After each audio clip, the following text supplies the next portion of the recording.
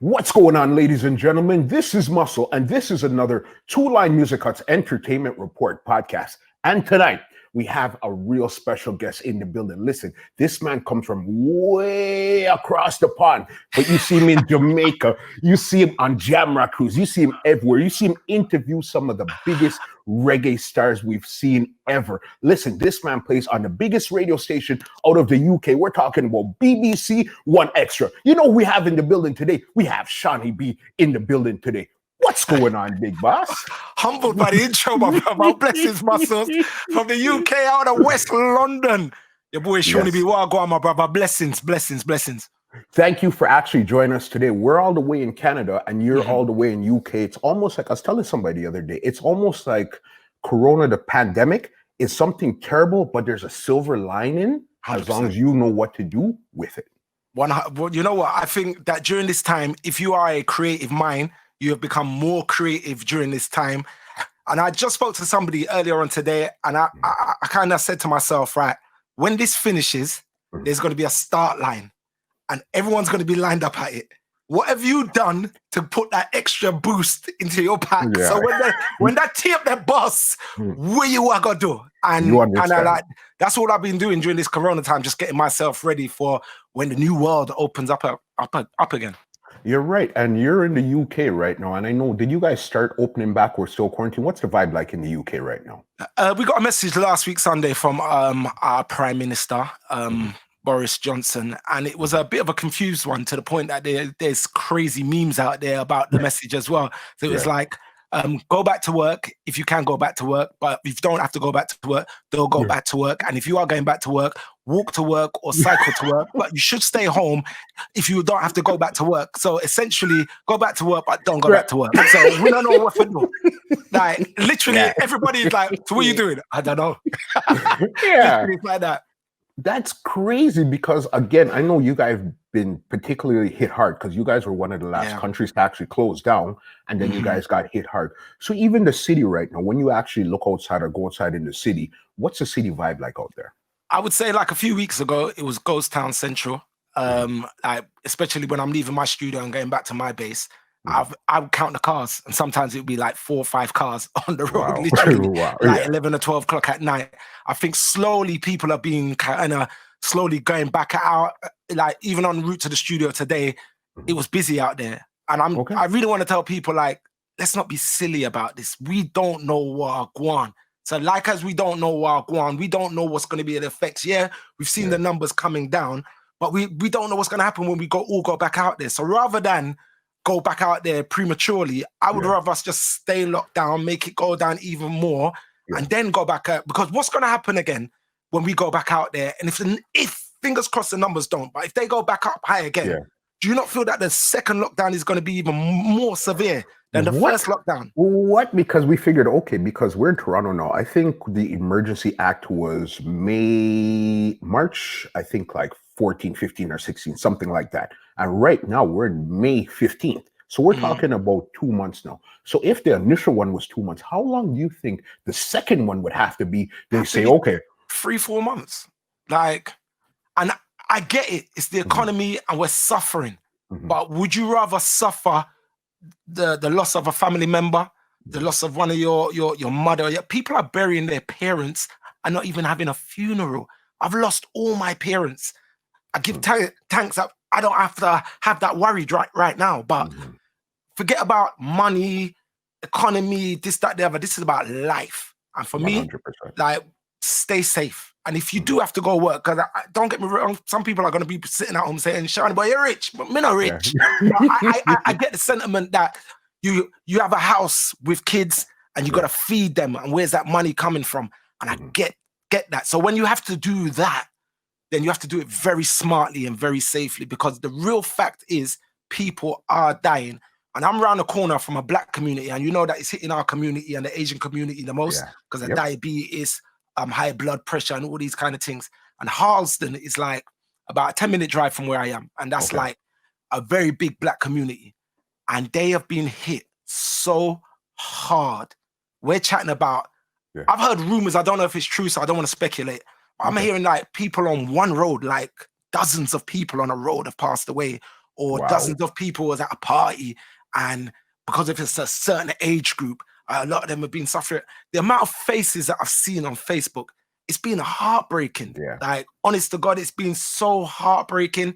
And we just got to try and stay safe. That's all I got to say, man. We got to stay safe. I mean, that's true. And when this is all said and done and over, how do you think people's attitudes, or how quickly do you think people are going to really adjust back to what's the new normal is going to be? That's a good question, you know. I would hope that the thoughtfulness, the togetherness, the unity that we've been seeing, I would hope that all of that continues. But Muscle, I've been on this earth for over 40 years.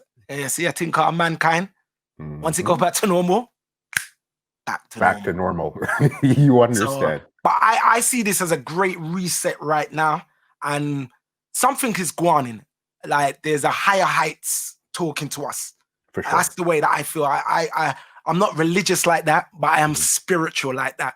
And I believe that this is a higher heights talking to us and saying to us, slow down, stop, look, think, listen, observe while go on. Because I don't know about you, but there's a lot of things in my personal life that has come to the forefront, because we can't run away just like that anymore. Every weekend we're up on the road and this, that, the other. So a lot of things that you may have been put into the back of your mind are now at the forefront, because you're seeing and dealing with that every day. So I have to deal with it, sort it out, boom, dust off, and come back again. So I would hope on the other side of this that it's a new, better world. You get it. You 100% get it. And what type of opportunities you think is going to actually arise with people being able to now, during the Zoom calls, they're doing interviews and all these type of stuff. What type of opportunities do you think are going to really arise out of this whole situation? I would hope that, especially for the Caribbean community, especially for the community that we're part of, Muscle, that we've seen the power of this. Yeah. We've seen the power of an in-depth interview. Yeah. Like, we've seen the power of creating networks for ourselves. Because yes, I work for the BBC, and I'm very fortunate to have a platform like that to be able to. A lot of the content that I have goes out to those different places, and a lot of people sit there and say, "Boy, Seani, you're lucky for do this, you're lucky for do that, you're lucky for..." No, I bring that to the BBC. Like, right now, I wish I could probably be a free man, because contractually I can't do what you do. You get what I'm saying? But it's a free world right now. So what I see on the other side of this, like, I would love to see a new black network, because when you look at what you do, what Wiz does, what Matterhorn has been doing, what Agent Sasko has been doing, what Digicel has been doing, what I've been doing, what Walshy Fire has been doing, what Major Hype has been doing, what Steely Bashman has been doing. When you look at all of that, and then there's other parts, like, I've been watching a comedian from the UK called Judy Love that has been doing like dating, like dating games, like Wallan, and all kind of people I message up. Noah Power up Tough Crackers. That's a game show. Noah Power will be the greatest game show host out there. The brother's slick with it, and he's sort of the culture. He stays the way he is. So I see so much opportunity that hopefully, like, the complexes and the revolts and all of these kind of other platforms as well see the power of our industry. Because one of the things that we have in this industry, even though sometimes we don't see the monetary side of it, because we give away our whole heap for free, but the influence and the entertainment that we have is second to none. You tell me somebody that can hold people for weeks and hours on end, like Tony Matterhorn, doing what he does with the drums. I beat the drums. Like, it's crazy. I sometimes I don't know what channels to watch. I hop, skip, jump, I move around. What? Your phone is a television. You're not watching 100%. TV, you know. On a Friday, Saturday, and even Sunday, all you're doing is skipping through live. Crazy. Okay, what am I interested? And it's like, it's the real, you get from the real famous people to the more obscure people that only 100 people know is getting interviewed. So the delta is so wide right now. So wide. Everything is open. It's like, I almost feel like we're in 1900 and everything is brand new, because even the technology right now is still, it's basically, this is the worst the technology is going to be. Moving forward, we're going to get better. Because right now it's still 720p for videos, MP3 for audios, and all these stuff there. But as we go, the technology is only going to get greater. Have my umbrella, have my green screen. It's a multimedia studio. This was just a recording studio. Yeah. Then when the lockdown happened, I had to now start doing my radio show from here because the BBC only want a certain amount of live shows. Okay. It's very important that the BBC stays clean, sanitized. So the traffic in and out of the building, they didn't want that amount of traffic in and out. The BBC primarily is like the main news service worldwide. So you got to make sure like music goes to the back. Pop goes to, as they call it, pop goes to the back. News is forefront. So a lot of shows that could be pre-recorded had to be pre-recorded. So I switched up my studio into a radio studio quick and fast, which I had done already a few years ago. But I just bought in a few new pieces of equipment and all the rest of it. So I'm able to broadcast from here. And then from doing all the lives that we've been doing on IG and all the rest of it, you want to push the technology. You want to look better than your brethren because it's friendly competition. Always. You know, big up my brother Specs, because Specs were with me. I said, Seani, you have a high rig, Seani. Make sure you get Mr. Specs, may have the high rig, may have my duet, Apogee, may have everything for plug-in. Yeah. Make sure you get the quality right. So we are pushing each other to get better. And I love that because friendly, competitive competition is... I saw Steely Bashman on a train the other day, mask up, gloves up, with extra equipment coming from a shop. Like, you know what? That's what you call passion, you know? Because New York is a dirty place right now. And the man went on the dirtiest place, the tree and the subway. To do what you have to do to get the job done. So I applaud all my brothers out there, like all of us out here doing work. And I think that we're doing a fabulous service because I'm enjoying what they're supplying. Because that's where I'm going for my entertainment. Me not watch BBC, ITV, Channel 4, Channel 5. Me not do that, YouTube and IG. Because that's where I get the stories that I want. You get it 100%, Seani. 100% get it. Let's get into the history of Seani B here, all right? Oh, gosh. All right. Yes, we do. We have nothing but time. You have server space? Yes, I do. You know what I mean? Yes, I do. So, okay, because I know from watching... Okay, I'm going to skip forward a bit just to go back. I know from watching the Buju interview that you were born in the UK. So you're probably... What background are you? My mother is Jamaican. My father is Dominican. Okay, so then you have the Jamaican and Dominican in your life. So then you have a good mix of soca, reggae, and calypso. And 100%. I grew up listening to Mighty Sparrow as a kid. Lord Kitchener, Buju Banton, Nat King Cole. When my father played Buju Banton and Nat King Cole on a Sunday, you know, I murder with a buckle of whiskey. Yeah. Watch some cricket and these things there with my mother take over the stereo, some John Holt, Bob Marley, Dennis Brown, Boris Gardner, them sitting there. You get what I'm saying? Like that is the staple diet of the music that I grew up on.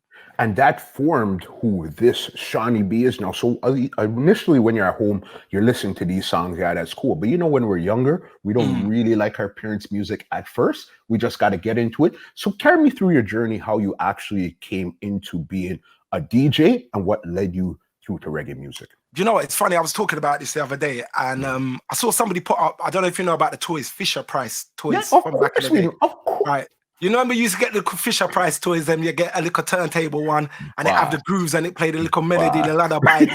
Like, I was intrigued by them things there. And then I remember as a kid, I don't know how, my father always had a stereo there. The gram was always there. Okay. But as a kid, a turntable just came into the house. But it was one of those little, I kind of equate it to be what the DJs are using now to rip their vinyls back to computers, like a USB turntable. It just had a little speaker on it.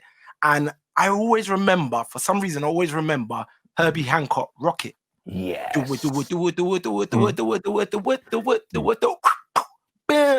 used to scratch though, just back and forth as a kid. For some reason, I don't know where I see it, how.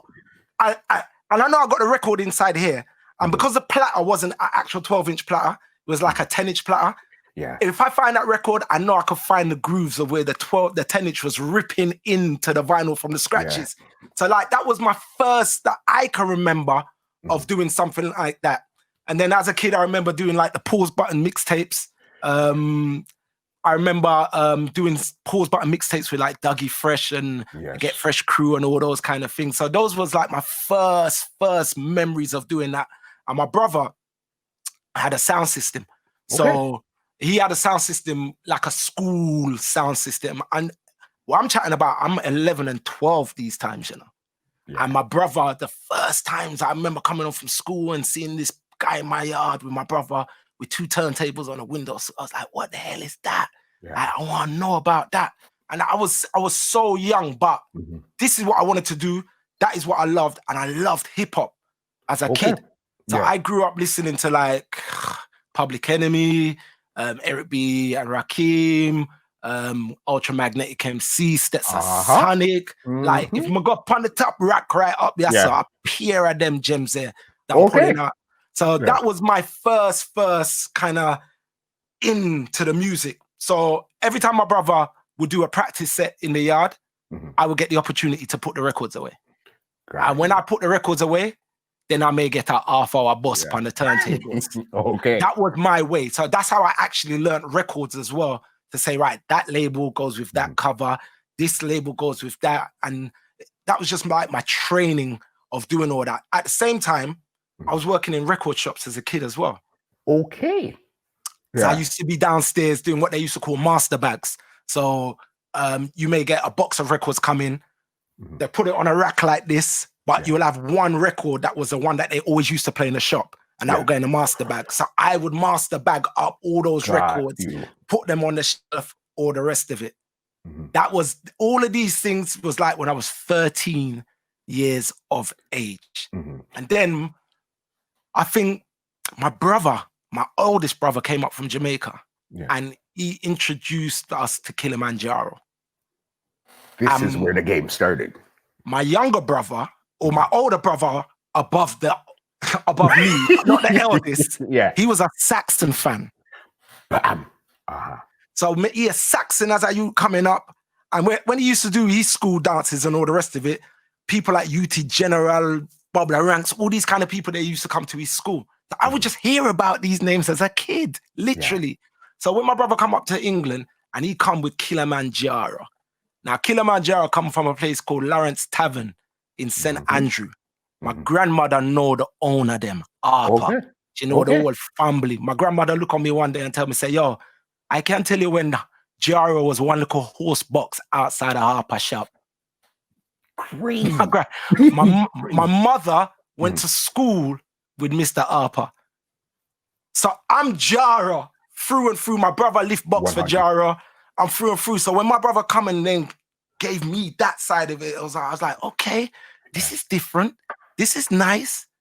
But then I met 2 Jamaican brothers. Wingy, who you still see in the streets with me to this day when I'm in Jamaica, and his cousin Bigger. I used to now be in the bedroom doing my thing in the bedroom, hip hop mixing, all the rest of it, scratching.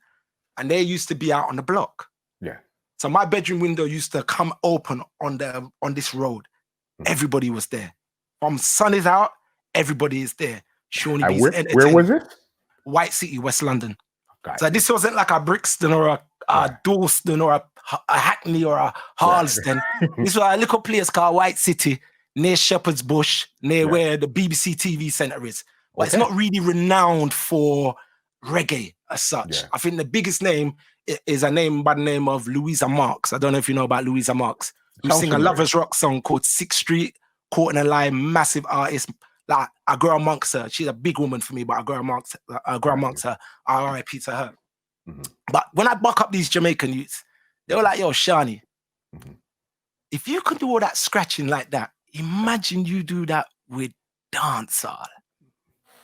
And this was around the transition of 1 turntable got to 2 turntables. So I used to listen to, walking to school now, I'm entrenched in this thing, listening to the Geminis, listening to Papa San, Wolfman. You wait for the fresh lyrics, Jara with Ninja Man, the Clash cassette them with Jara and Silver Arc when Ninja Man take off them. I grew 1987, those times. All of those. I grew up on the whole of that. But then the juggling coming in. And this is where I discover Stone Love and these kind of sounds. And I'm like, but I do this anyway. Yeah. This is what me do. Me mix two records together, and I can actually do it at a better pace. Yeah. I'm more intricate with the scratching. And because back then, Jamaican scratching was quite basic. It was quite, I was doubling up. Yeah. I was doubling up with the scratches and everything like that. So with my Jamaican brethren, then we'll start play the music like that. You know what I'm saying? So if it's a house party or whatever, bigger, my brethren will come and he would do the whole Rory thing as we enter inside the groove. And me, I juggle off the little Wayne Wonder, them, She's Out of My Life and all these kind of songs. So and at this time, you had transitioned from hip hop to reggae this time, or you were still basically playing everything. Yeah, I played everything. I would have to say, even to this day, I still play everything. Okay, and what was your DJ name back then, or did you even have it? Still Seani B. It was always Seani B. Yeah. But my brother's sound system was limited edition, but it wasn't a big sound. It wasn't a dub plate sound. We didn't really have aspirations to be like the top juggling sound. I'll be honest with you, as a kid, I probably thought to myself, that's a little bit far-fetched for me. You get what I'm saying? I'm 16, 17 these times. I'm like, I'm not going to get accepted into these kind of worlds and all the rest of it. Yeah. So I just kind of plugged away doing what I did as a sound system, playing house parties, christenings, all these kind of things, and just making my name in that kind of way. But it was never on a grand scale. Okay. Well, venture out and do all dayers, big like town halls and them kind of things there. Once in a while, I'll get my opportunity and get my little bus like that. But it was never ever something that became quite big. And if I be honest with you, a little part of me wished that we had that ambition to become bigger than what we was. You get what I'm saying? But I think the cost of dub plates and all them kind of I remember sitting down with Cape in a kitchen in Kensal Rise, West London, and he £500 for a dub plate. £500 for a dub plate, fam. We was doing house parties for £150. Do the maths, it just not work out. You'd have to do 4 parties and might have some change left over just for one song. For one song. So that's the reality of, you know what? You never grew up in that era that have a big sound that you could attach yourself to. Nobody never knew who I was at the time. But this now is where I started to use my head. Okay. And say, I'm going to create my own lane. And my own lane was using what I do with the hip hop, R&B, and everything else, but mixing it with dancehall. So my pseudonym is the Remix Kid. I've been doing remixes from a long time. Like when there used to be like a music form called Acid House back in the day, in the late 80s. I was mixing Ninja Man with music like that. Dan Bad Man. All them kind of songs there with some different electronic acid house kind of business. I guess because you guys are exposed to like the drum and the bass, garage and stuff like that. So for your mind to say, you guys are exposed to a different thing as well. But so for you to say that, but that's the creation of things like drum and bass. Like sometimes I sit back and think to myself, did you help create that sound, Seani? Yeah. Because I've got mixes of dancehall over beats like that. And I did get the opportunity to go and play with the likes of Fabio and Groove Rider on all these big names. But I was a kid. My mum weren't letting me to go out just like that. I grew up in a family household where if I'm going out with my bigger brother. I never really get the bus for just go out road by myself. So you were like probably the youngest one or one of the youngest ones in the house? One of the youngest ones in the house. So my bus to go out road was literally to play the sound system with my brother. So when I was 15 and 16, it's my bigger brother that was taking me out.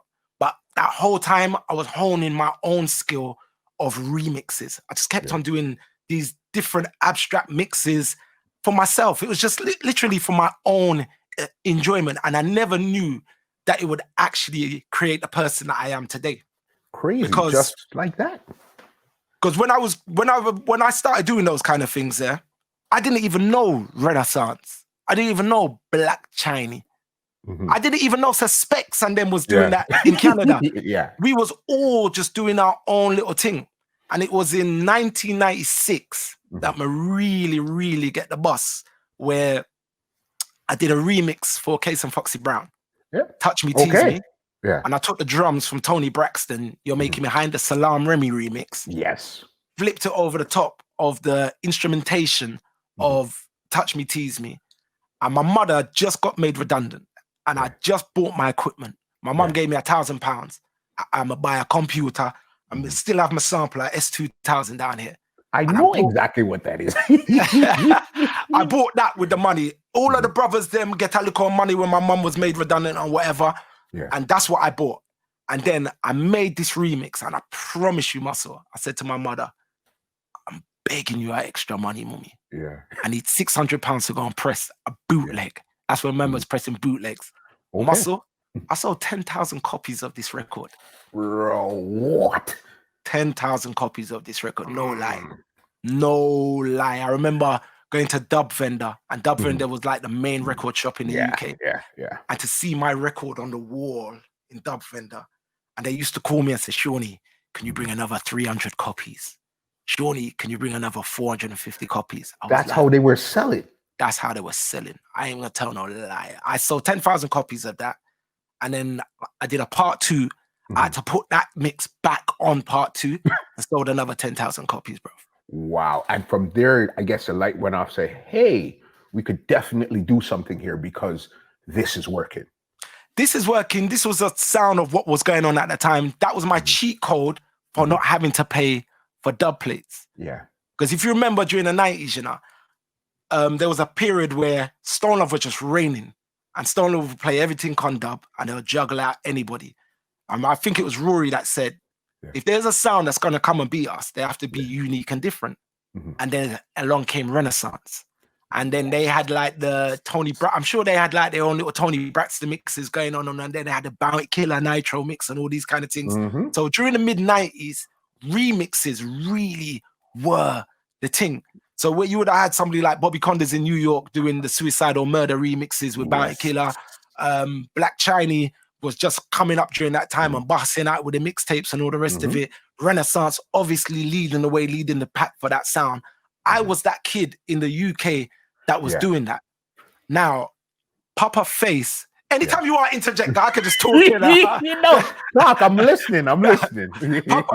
Papa Face used to work in Dub Vendor Records. Big up Papa Face. Yeah. Now, Papa Face used to work alongside Rodigan. He used to be the DJ, selector, or mic man as well. When Rodigan used to go out on the road, Face was always with him. Okay.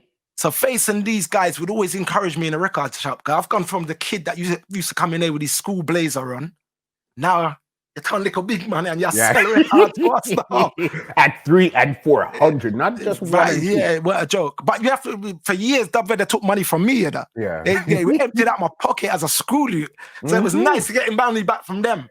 But then he said, Seani, I'm going to play your mixes to Rodigan, you know. Cool. Yeah. And then I played a dance in Bedford with Rodigan. Okay.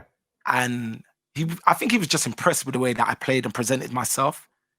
And he goes, you know what? I like what you're doing, Seani, this, that, the other. I didn't even know him like that. Okay. And then he rang me and he asked me to do a mix for Kiss FM.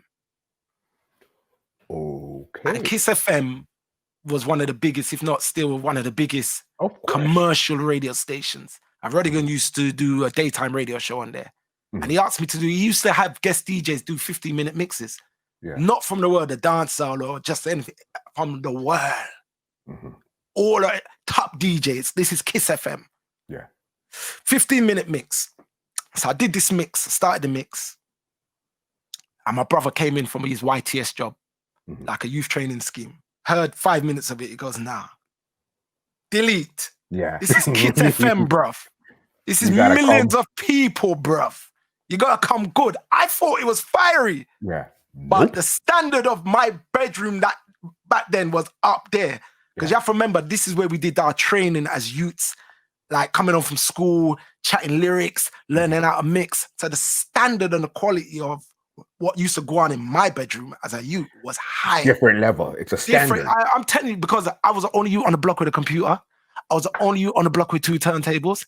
I was the only, like, back then, you're the you think any man couldn't buy them sitting there? What? You Two couldn't. turntables and a computer in 96, 97, those times? Are What some you people know drunk? about CompuServe. They don't No. know about CompuServe. The CompuServe email, where you have a Yeah. CompuServe number for your email. Like that was I dial up. Yeah. The back No. only man with that in the ends back Yeah. then. So the standard was Crazy. high. So we laced up this mix and we gave it to Rodigan. And Rodigan played it. And he rang me. And he goes, Seani, never have I ever got phone calls about a mix on my Crazy. show. Yeah. And Rodigan rang me the next day. Seani, never have I had to Yeah. play a mix again on my show. Wow. Rodigan rang me the next day. Yeah. Because I used to have a phone in my bedroom as my own personal line. And if you don't know Rodigan, Rodigan's a very good actor. Youth. My youth. Like he put on a Jamaican. I'm like, how this? It's Rodigan. Just to let you know, I'm playing the mix again on my show. They play that mix for 3 months straight in the daytime on Kiss FM. Wow. And that was I guess that was where the radio intrigued you at that point there. I'd always been doing radio because I tell you, I skip over a whole heap of things. I used to work in news and current affairs in the BBC. So I was an engineer for some of the biggest news programs on the BBC. I did 6 months of that. I was like, you know what? I was 19 when I did that. I was like, nah, I'm not about to do this. Earning like £21,000 a year, big money for overtime in the nighttime, this, that. I just didn't want to do it. And I then ended up going to go and teach radio. So radio was always in the back of my mind. Okay. But I'm out here as a producer now because now this mix has got record companies phoning me. So I've done remixes for Lauryn Hill. I've done remixes for Pras. I've done remixes for Destiny's Child. And these are official remixes. Official remixes. Official Lauryn Hill, DJ Scribbles. I had a song back in the day. I did a mix for that. Yeah. Destiny's Child. What was the Destiny's Child that I did? You know what? Tell a lie. You know what? I think the Destiny's Child may not have come out, you know. I have to double think. The Destiny's Child may not have come out. But Pras, Blue Angels, I did a remix for that. Ravon, Two Way, I did a remix for that. I was busy doing remixes back in the day. Even flipping Ali G. I did a remix for Ali G. Wow. Okay. Yeah. I swear to you, I did a remix for Ali G with Julie. Don't go look for it though, please. But yeah, Ali G, I did a remix for Ali G. I did remixes. I made a lot of money back then. I did not realize. And now you know what? After you told me that Rodigan story, everything came back to mind. It's like I know what you're gonna say. Back to then. I remember all of that, bro. I remember because going back to Rodigan being back then. When you think about Rodigan, now me and Rodigan's got this link in it. I come on my yard, love my mother love him. This is Rodigan. So Rodigan's good to come to my yard, innit? Man, for big up Rodigan, you know, real talk. I know that Rodigan take a lot of beating sometimes, but this is a story that people can hold. Guys, it's the truth and nothing but the truth. Rodigan come to my yard and I love clashes. That's the other part that we just skipped over. I love my God, first world clash of England, all of that, I do that. Rodigan said he's got a clash with Jaro. And he said, Seani, I've got a Bob Marley a cappella. Do you know what? Actually, I may be telling the story back to front, you know. I think that happened before the Kiss FM mix. I'd have to speak to Rodigan about it. But he said that he's got a Bob Marley a cappella. Iron Lion Zion. The original take. And he wants something like a Clark Jaro with. I said, listen, Cuss Rhythm is one of Trooper's favorite rhythms. You have to remember, I'm a Jaro. You're a Jaro fan. And Trooper was a serial killer, beat everything. But I'm saying to myself, yo, this is an opportunity. So I'm going to say, what we're going to do. We're going to put that Bob Marley on that rhythm because we know that's Trooper's favorite rhythm. It's going to get to him, Star. What? I'm never going to tell that lie. I know it's going to get to him. Bruv, I sat down one whole day. This is before Ableton or anything. You have to chop up the sample. Like literally my keyboard had I'm on the run. Like each syllable. Line. Yeah, because it was all over the place as well.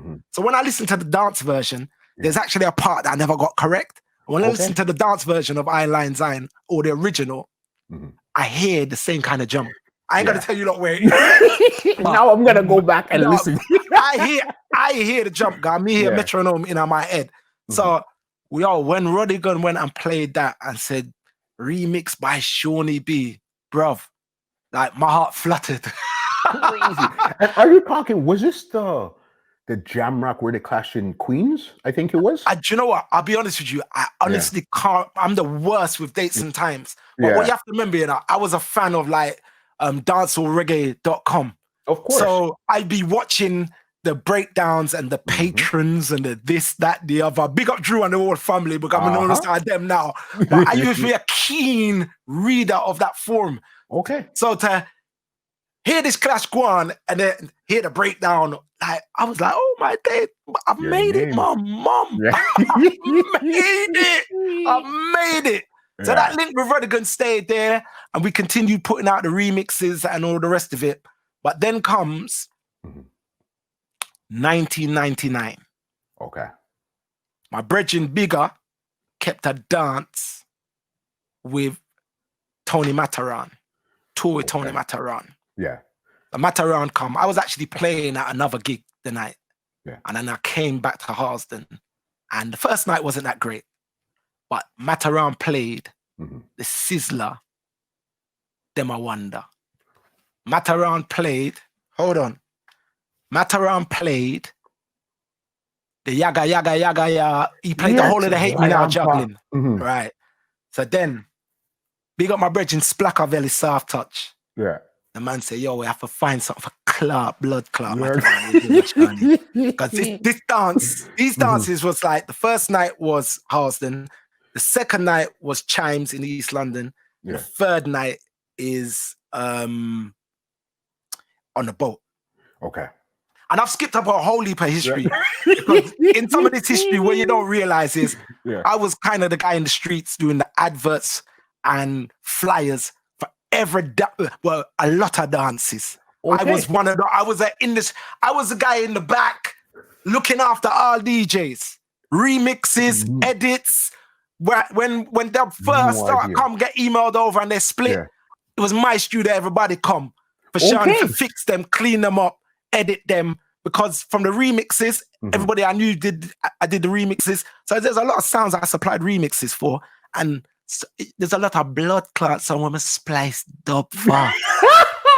The shame. The shame. What did you just say to me? Yes, I've done it.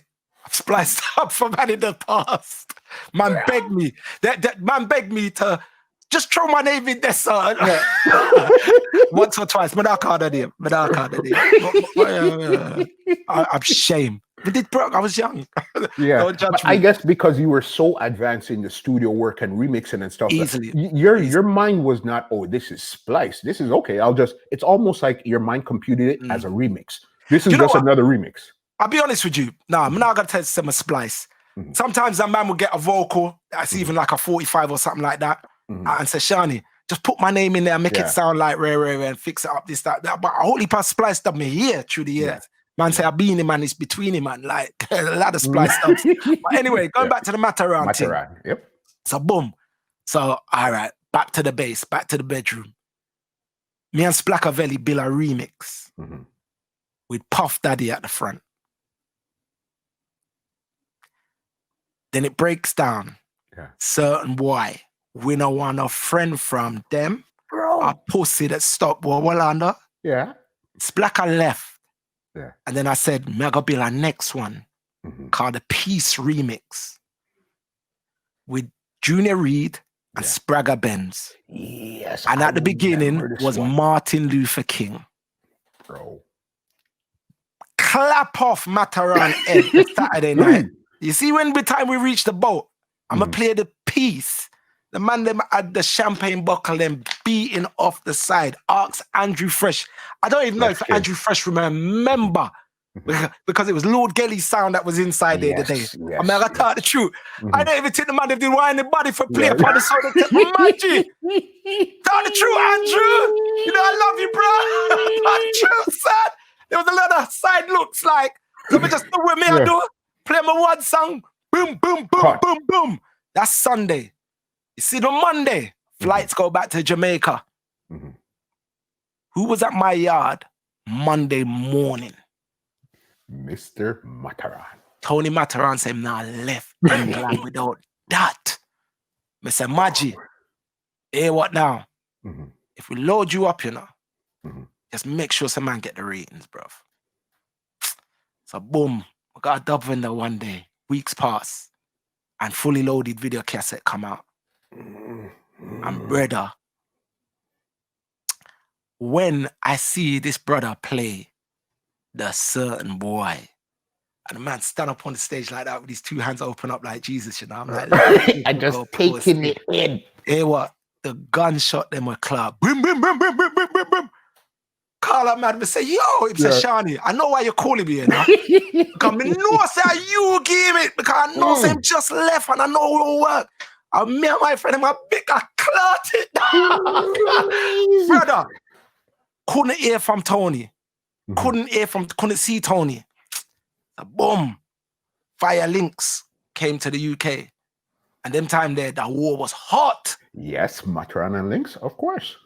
So Tony Matterhorn, Fire Links, I think it's my brethren, godfather, barber and graphic designer, must keep the dance. And bring Fire Links come to my yard. My bedroom, you know, I'm living with my mum. My bedroom.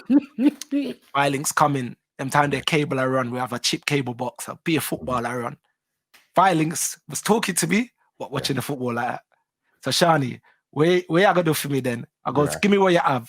You know, have the cape in them and all of them.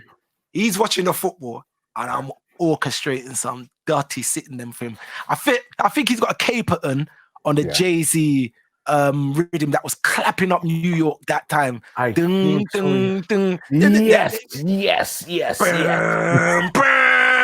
I know, so I did give Rodigan a piece of that as well. Got Rodigan a Baby Sham and Buntip on that. And me give Rodigan the mix there, brother.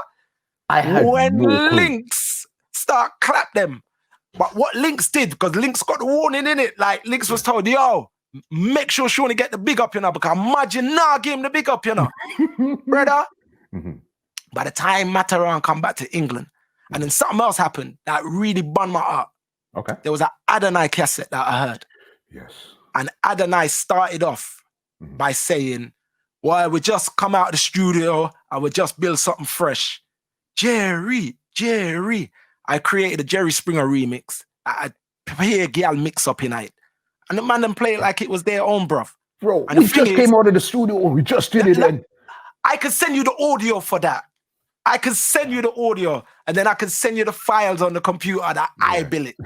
It burned me. And this is what we had got upset with Matterhorn for, because at the time, because he was so close to Kareem and Renaissance, they got the big up for all those mixes. That's what I was just about to ask you. You know, I was just about to ask, I said, so okay, so you and Kareem were running the show at the same time, because to me, all of those fully loaded times, what I heard, it was Kareem. I'm not going to take away nothing from what Kareem was doing, but you can't tell me, it's undeniably that Certain Boy, and I Hate Me Now, is one of Matterhorn's biggest anthems. He sit down in my yard, because afterwards, I see him in Chimes afterwards, what them call Gunman Alley over East London. And I don't wear hats, and I had a hat on, and he walked past me, and he stopped, he goes, blood clot, Seani B. Me you say you're vexed. Yes, I'm vexed. Because we welcomed you into our place, and you've just gone with the goods. So boom, he come back to my yard, and he sat down, and he said at the time, the Sizzler by the yard, and they Hate Me Now kit out the yard. Him say, Seani, Mama Maggie, I have to love you. When we got a Maggie yard, is love and respect me get, because from that, me and Matterhorn have become best of friends. Like Matterhorn is like my bigger brother. Real talk. His sister lives in the UK. Her name is Liquor Love. And I'm Charles' godfather. Like Crazy. the That's Tiela crazy. family, that's Yeah. my me and Maggie is so tight because a lot of people would say, oh, Maggie's not genuine, he's this, that, the other, rare tete. Never, ever, ever, ever, ever show me no. I don't cook no next man's beef, I cook my one apart. And I You can only understand. ever say that Tony Matterhorn has shown me uncut love. So then when I started to go to Jamaica with one extra, like, he's like, I'm my boy, this, you know. I'm stand up in a stone love and see him do all of that. So that's the kind of long-winded way of telling you my history of how I started out, especially Bro. like in the streets to make my name. My name was built off of doing remixes, doing radio adverts, doing flyers. You ask anybody in the UK, yeah, that's a Seani B thing there. I had no clue. Again, I'm just here thinking, yeah, okay, you're hip hop DJ, started hip hop, went to BBC, now you're doing all these things. I had no clue about that. The chunk right there that was missing with all the remixes and stuff. But the minute you said Rodigan, it brought everything back. I said, yes, I remember that name from back then.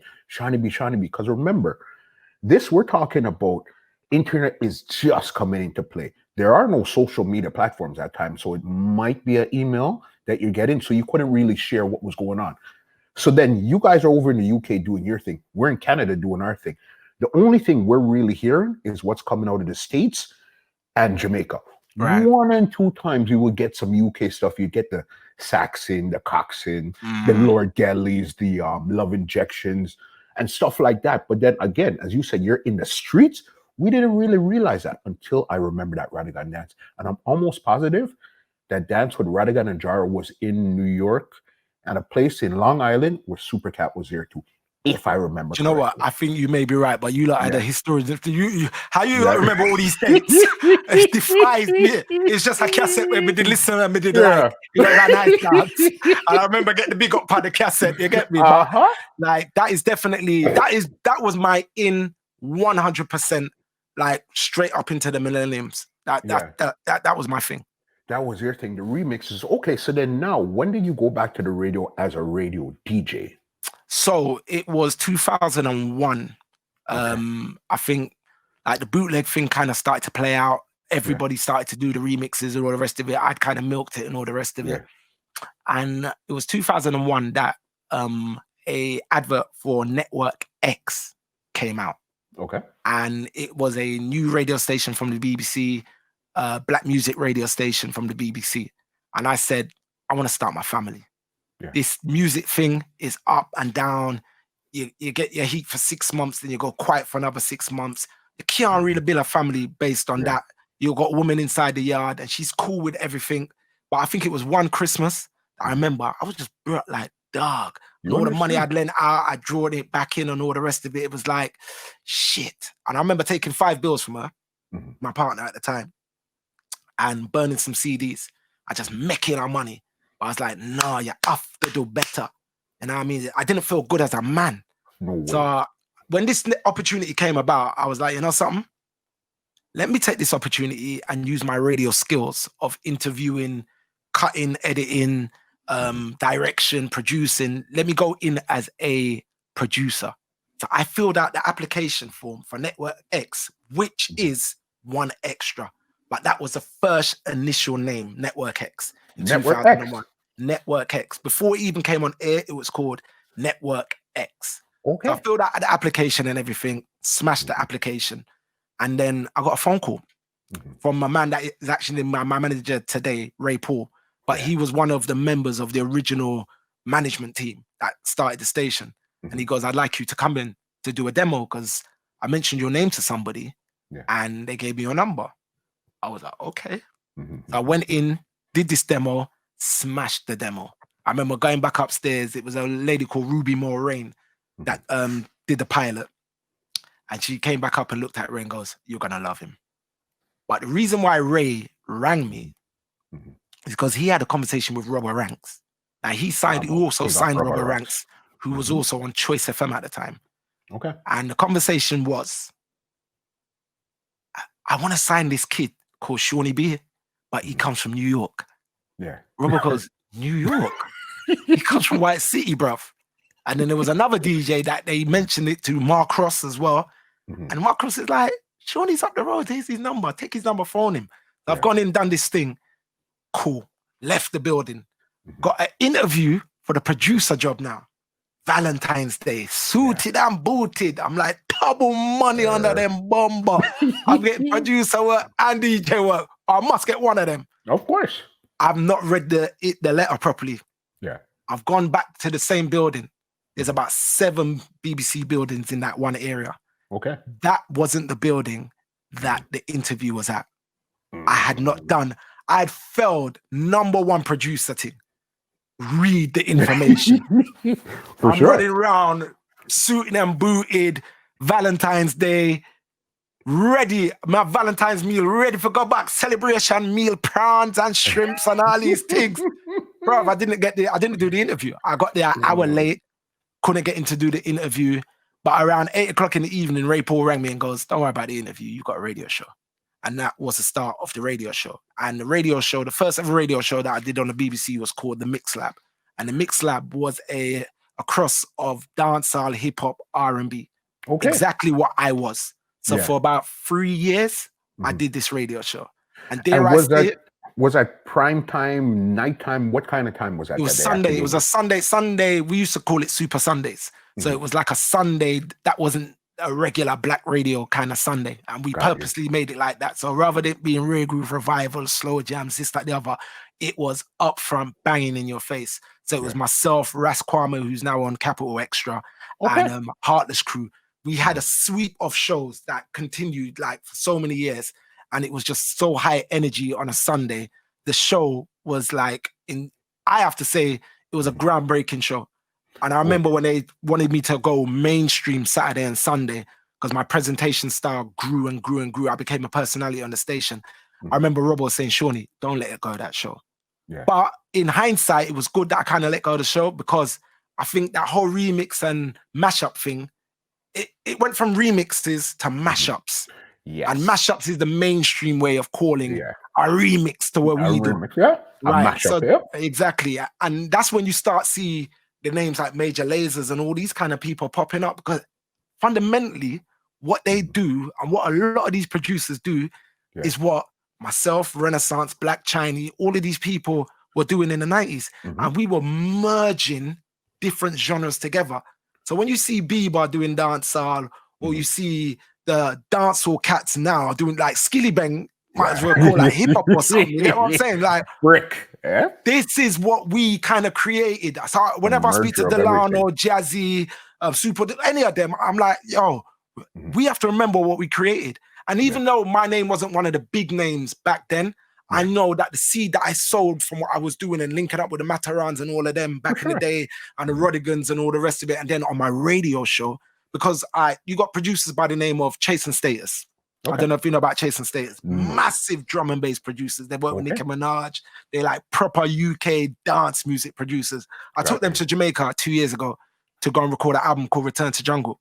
And what is incredible, they took a K-Putting record called Duppy Man, called Slew Them, and created a record called Duppy Man. And it was a massive drum and bass record.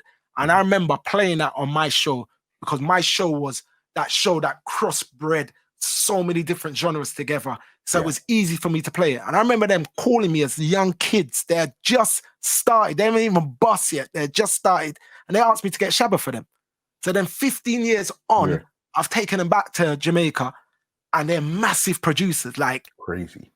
Big names. We chat about festival, them one has steered for themselves, 100,000 people. I feed them thing that. So to me, to take them back to Jamaica 15 years later and get them Kabaka, get them Massacre, like doing work through all these kind of people, it just shows the growth of what I was doing back then, 15 years ago, to where it is now. It still matters. It's like you planted that seed 15 years ago, 100%. And to this day, you're still reaping the benefits from something you did 15 years ago without 100%. Even realizing what it is that you're doing. But, you know what I mean? But knowing when it was coming to a close, or when it got really commercialized, like when the equipment, obviously with laptops coming in and like the equipment changing and programs like Ableton, now it's easy for everybody to do that kind of stuff. But back then, it wasn't that you just had to be creative. You also had to be so technically minded to be able to, like, now you can put a song into a computer and it time stretches it for you, work it out. I had a formula that was on the side of my screen that used to tell me like 60,000 divided by rare. And that's how you used to work out how to time stretch a song from that length to this length. Because a lot of people don't realize it's math. It's all math, bro. It's all math. All. Some producer don't know what is MIDI. Yeah. If you don't know what is MIDI, don't chat to me. Yeah. If you ain't got MIDI cable in your yard, there were no discussions, bro. No, not at all. Let me speak to somebody else that may know about that. You go under your thing pan Pro Tools and Logic, But that's where we're coming from. So when I saw those changes, that's when I knew that as a broadcaster, I really had to think about what I was going to do. And that's when I became a daytime radio presenter. So for about 3-4 years, I just played what the station wanted me to play, use my personality on air. People used to love my personality and the things I used to do. But one thing that never ever left me, Muscle, was my Jamaicanness, was my Caribbeanness, was my culture. Never ever, anytime I'm walking with my culture. So I'm a man that was able to cover a house and garage show. I used to do a hip hop show on One Xtra for about 8 months. When Charlie Sloth, I don't know if you know about Charlie Sloth, right? Big Charlie. Right. So I came off air for about a year, and when I came back on air, I was doing Charlie Sloth's show, the hip hop show. Didn't know that. So my knowledge of hip hop and all that, I was able to do all of that. But then it got to a point where, what is it that you want to do? You've gone from being this little juggling machine, remixing machine, this, that, the other. You've got to find a focus.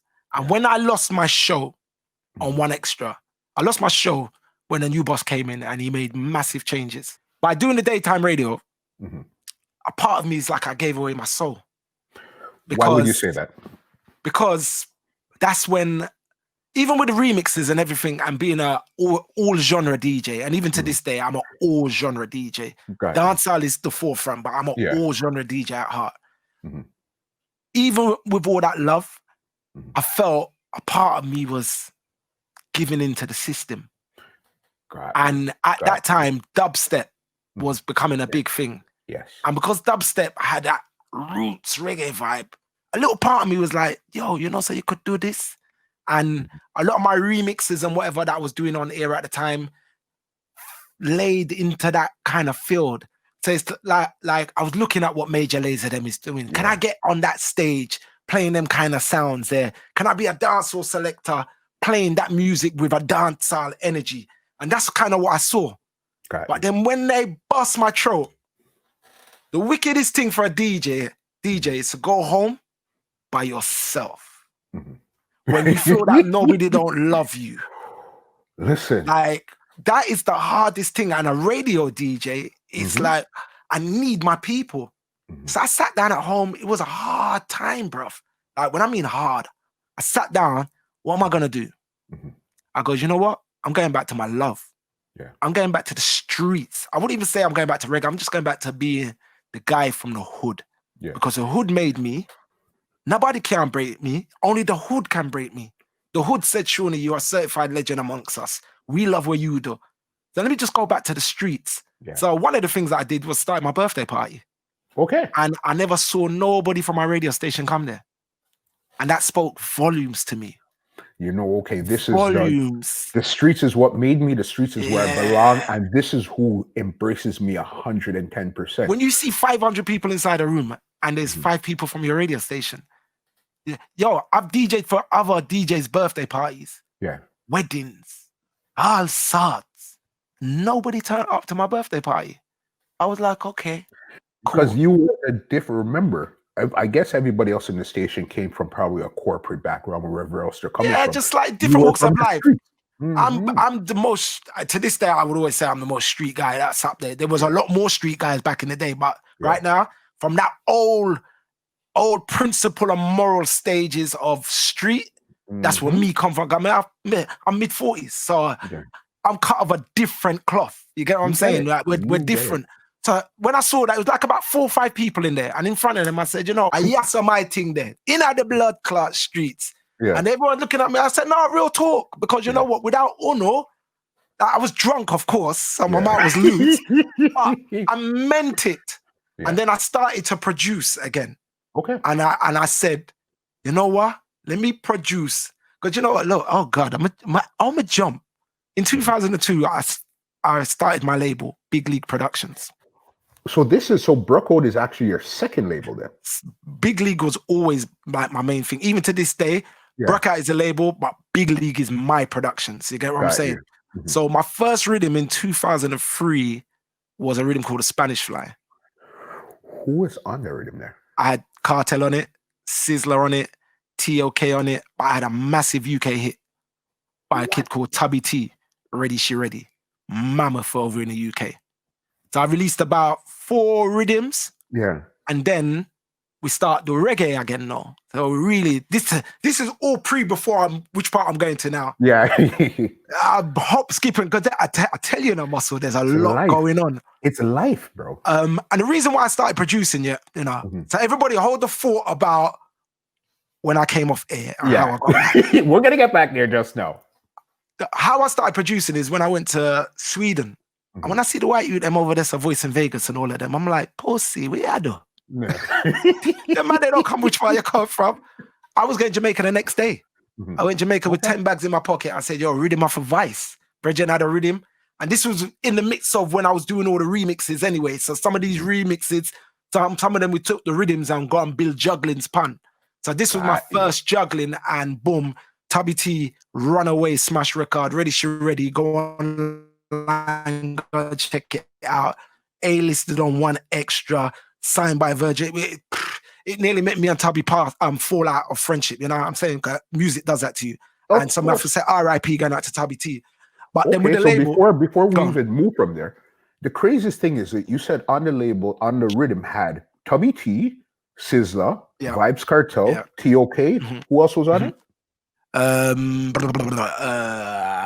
TOK, Beanie Man, Anthony B, Kananga. It was about 10 cuts that I voiced on the rhythm. Okay, I remember. Okay, I could only speak. But there was There was 2 Spanish Flies. Yeah.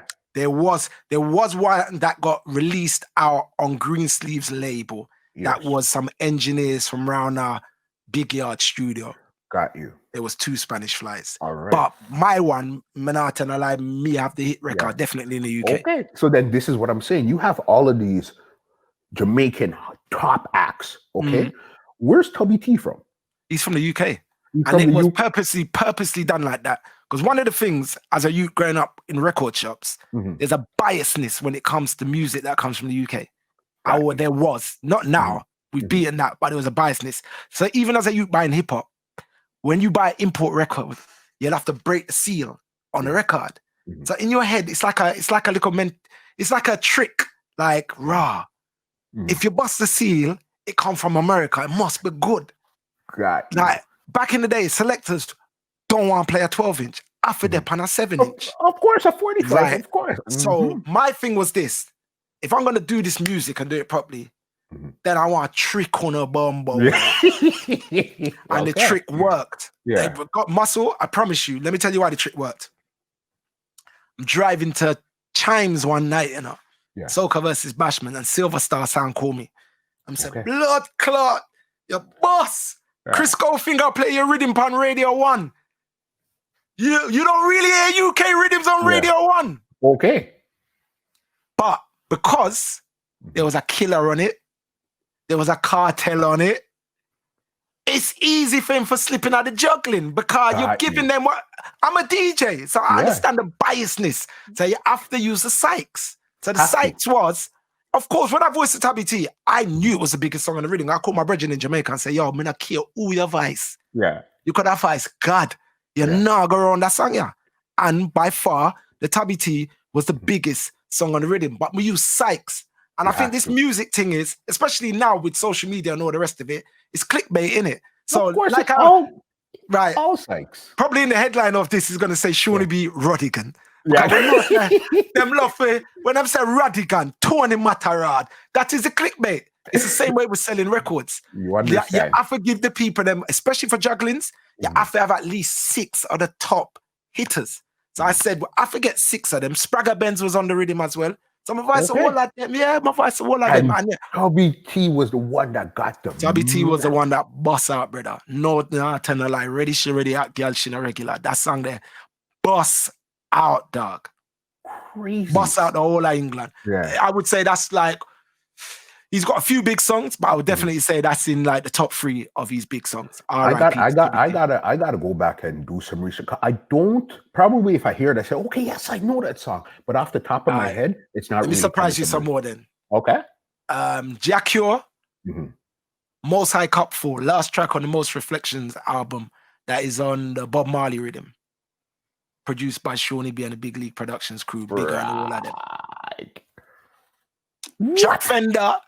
Chuck Fender and Richie Spice. I think it's probably the only combination on vinyl.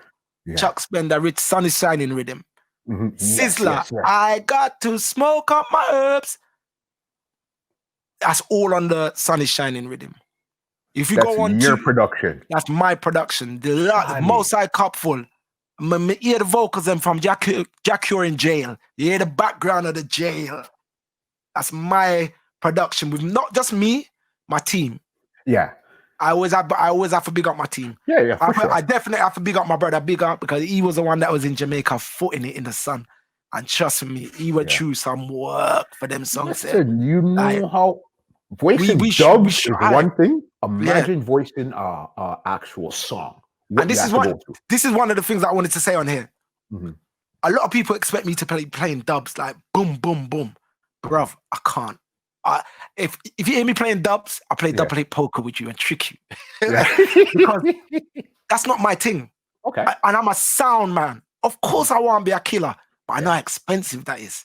But I also say to myself, everyone's doing that. Who in the UK is really pushing the production? So I thought to myself, that's where I hold my proud. To say, yo, as a UK producer, I have this on my label, I have Copper Sizzler on my label, I can say rare. And then now we can go forward back to that place. All right. When I was in my low, my manager came to me and goes, Morgan Heritage is coming over to the UK. Okay. And they want to lead out with some UK production or whatever. I'm going to say, you know, I already sent a rhythm to Mojo a few years ago, and he did something on it and it was cool, but I sent back the rhythm to them. Yeah. Here comes Perform and Done, their first single from the Strictly Roots album. Boom. I never know that them are on the album. The man have just loved the sound that now me and my new team has got. This is where I'm starting to work with a bass player called Don Chandler. Crazy roots rhythms. I'm what you call like a Quincy Jones. I'm an arranger, an orchestrator, an executive producer. We're drawing this man. We say, take out that, put in this. This artist I got sound good. I do all of that and songwriting. So songwriting too? Yeah. I would sit down. I love, when I say songwrite, I would love sit down with that artist and help produce vocals and say, what you think is the chorus, that's the chorus right there, sir. It's songwriting, song arrangement, just producing on a whole. That's what me love. So you would say you're like a DJ Khaled, basically? No, because I'm a produce. So you actually, well, you know what? Let's rewind. Clearly, you produce too because, you're not just a connector. You get your hands dirty and produce. All right, okay. I take it back. Sorry, I take it back. No. Bill rhythm. That's what we do with Bill rhythm. I'm not gonna say I can't play keys. I can't do none of that. But I can feel out and get around and do whatever I have to do. And that's coming from remixing. If you look at all the remixes from back in that day, we've all progressed to that. Delano with steps, rhythm, and all these kind of things. Like Super Dupes, Bobby Chin, come on now. Like we don't even have to chat about their resume. Yeah. You get what I'm saying? Like we've all progressed. Bobby Condas. So for me, the natural thing was for me to progress into that. So I just threw all of my time into doing production. So then once Morgan Heritage get the Perform and Done rhythm, with Billa juggling pan the rhythm, we have Anthony B pan the rhythm, we have a nice juggling pan the rhythm or whatever. They came back and said, Seani, you have anything else? Yeah. So I said, Dan, where else we have in other box? He come to me with this rhythm. And the rhythm I clap, but I have horns at the beginning of it. I'm like, brother, take out everything. Just give me the one. I said, brother, close your eyes. You're in fucking Africa. Yeah. 1,000 black Africans with shields and spears, and you're marching out. It's like you're waiting to go to war. And then when the rhythm drop, when the man sent back the rhythm, him said, Jesus Christ, Seani, no wonder I work with you, dog. Because he felt that's all I did to that rhythm. Yeah. Me never play a bass, me never play a keys. All I did to that rhythm was that. And him said, Seani, that's one of the most important things. Yeah, because it's arrangement. Go and ask Quincy Jones and them, man, they're about arrangement. Yeah. It's important. Like, that's a special art. Yeah. When we send that to Morgan Heritage, same time I'd gone to Jamaica, and I'd already voiced Heska Levi on it. There was meant to be an Ibama on it, but I never finished the song. And boom. I never forget this stand up in my mother's yard, and Gramps called me and said, Seani, what are you doing with this rhythm? I'm like, what? I got a juggling. No. Yeah. This is the title track to our album. So, I'm sorry, here's what we're going to do. Go and do what you do. Yeah. I will hold on to that. I will hold on to juggling. Do what you're doing with the album, because you don't want to bitch out. Me and Mojo actually nearly fall out over it. Because Mojo's like, boy, you want bitch out our title album cut with a juggling. Like, they wanted a standalone. You know real talk, me and Mojo, my brother, like, it would nearly fall out over it. You get me? Like, not crosswords, but you know when the feelings that was in it. So I said, don't worry yourself. I'm going to hold off on the rhythm 5 months. Go on, do what I do with the album. I'm in a business. Music is timeless. Album come out, Grammy nomination. Seani, all right, now say a word. I'm going to hold off another 6 months. Grammy win. Seani, what me can do? I'm happy now. In my studio right now. I have my Grammy. I have my Grammy certificate in my studio because they win the Grammy 2 cuts off of my 2 cuts on their album from my camp. Let me ask you something. Hold on. We're going to continue this story. You say you have the certificates here? Yeah. Could you grab them, please? I'll wait. I'll wait right now. I need to see this. Well, right now, I asked Seani B to grab his certificates, his Grammy-winning certificates from Morgan Heritage album. He's going to show us right here on the Entertainment Report podcast. Voila. Oh, Seani. You're lying to me, bro. Oh my goodness. That frame that cost money, boy. When the man that was building the frame, they're like, we've never done one of those before. Yeah. Wow. Yeah, you see that's one of my proudest things. I remember leaving my mum's yard after my mum and my gran and everybody died and I had to move out of the yard. I remember doing a video and just putting the Grammy certificate on my windowsill where I started out and literally bawling my eyes out for about 5 minutes, brother. Of course. Like, even now I feel emotional to know that coming from a windowsill where the most basic drum machines was there and the most basic keyboards, and to know, fuck, yeah, I have your Neon Panagrammy. Like, it was like an incredible feeling. So, like, yeah, for me, that is one of my most, that's my easily, just to be able to show to somebody and to make it make sense. Yeah. That's what it is. And some would say, oh, Seani, one of the biggest songs in the world and this, that, the other. Like, yeah, whatever. It's part of history. And I'm proud of that till I can't proud no more. So I just want to say thank Grammy, you. Bro. Thank you so much. Yeah. And then I got a second Moog. I got 2 more nominations. So Black Uhuru. You see this rhythm here? Yeah. Me and my manager was having a conversation. He was like, a Black Uhuru rhythm here, Seani. My barber's trimming me, and I said to my barber, my barber, my barber is like a psychic, He at my lowest, he said to me, Seani, your life is going to change. And I remember saying to him, boy, have I read him, And my manager said, it sound like Black Uhuru. I watch my barber trim. What do you mean? So sitting over there was a guy called Jermaine Ford, whose father is Brinsley Ford from Aswad. He actually produced another song for Tubby T that is probably just a bit bigger than my song, which is odd. But me and him is friend. His mother is married to Ducky Simpson from Black Uhuru. And I say, rah, Yo, me have a rhythm, you know. Because like you say, I record that album. I've got Black Uhuru on that rhythm. I got Black Uhuru and Agent Sasco on that rhythm. Crazy muscle. You know what that is? Can I give you a joke? Just the other day, Michael Rose was on the rhythm as well. I was going to call the rhythm the Grammy horns after it won. But I thought that's going to be a little bit too boastful. You get what I'm saying? But really and truly, that rhythm there, are the Grammy rhythm. From you have Morgan Heritage, who win Grammy. Black Uhuru is a Grammy group. And Michael Grammy Rose. Right. That's a trilogy, dog. And so, yeah, that build back the label. But the juggling only got released at the beginning of the year. Because I held back. Because you had to wait, because you said, okay, let them run the course with the album, even though you have more singles, but you didn't want to mix them in the single process. And then in the mix of all of that, because Black Uhuru took it for their album, put it on their album got a Grammy nomination. So the same way I showed the respect to Morgan Heritage, I showed that respect to them. But then I got busy with other things, because during this time now, here comes that one Xtra. Seani, what do you think about doing the dancehall show on BBC Radio 1 Xtra? Pardon me. What year was this? This was around I don't want to lie, you know. Yeah. I think it was around 2012, 2013.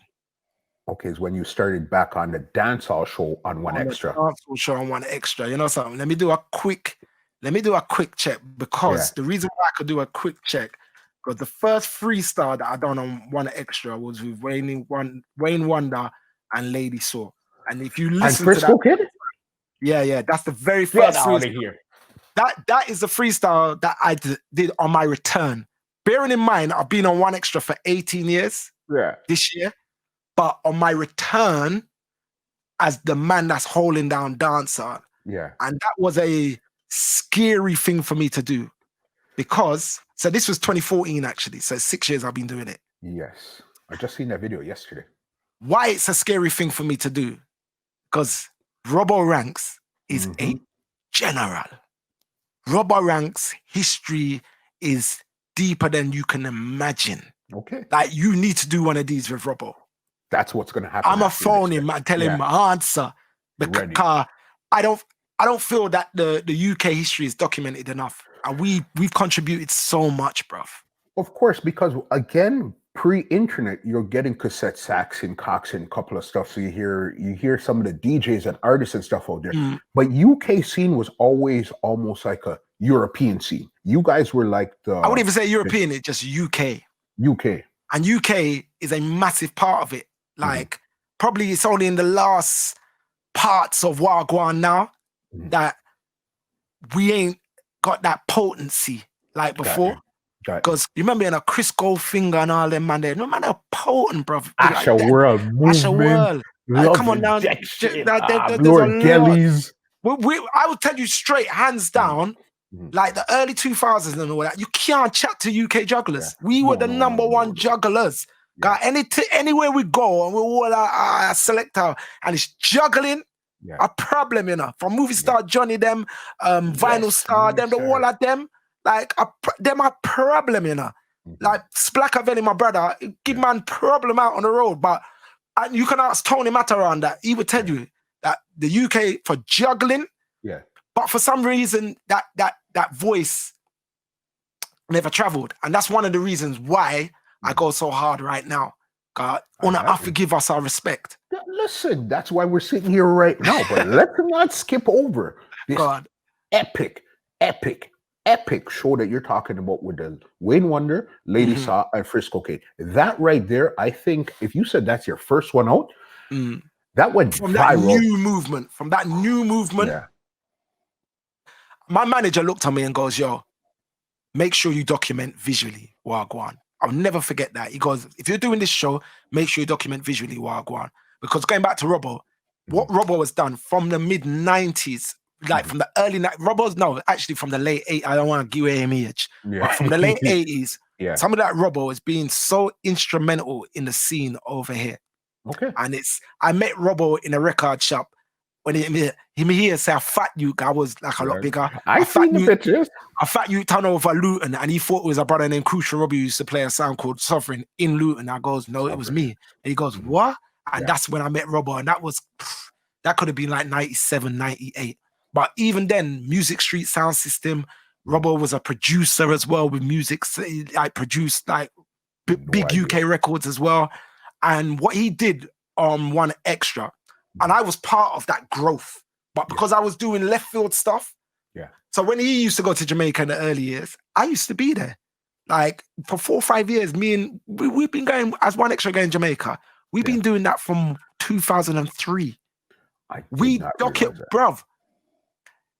Got all the sound clashes from the early 2000s.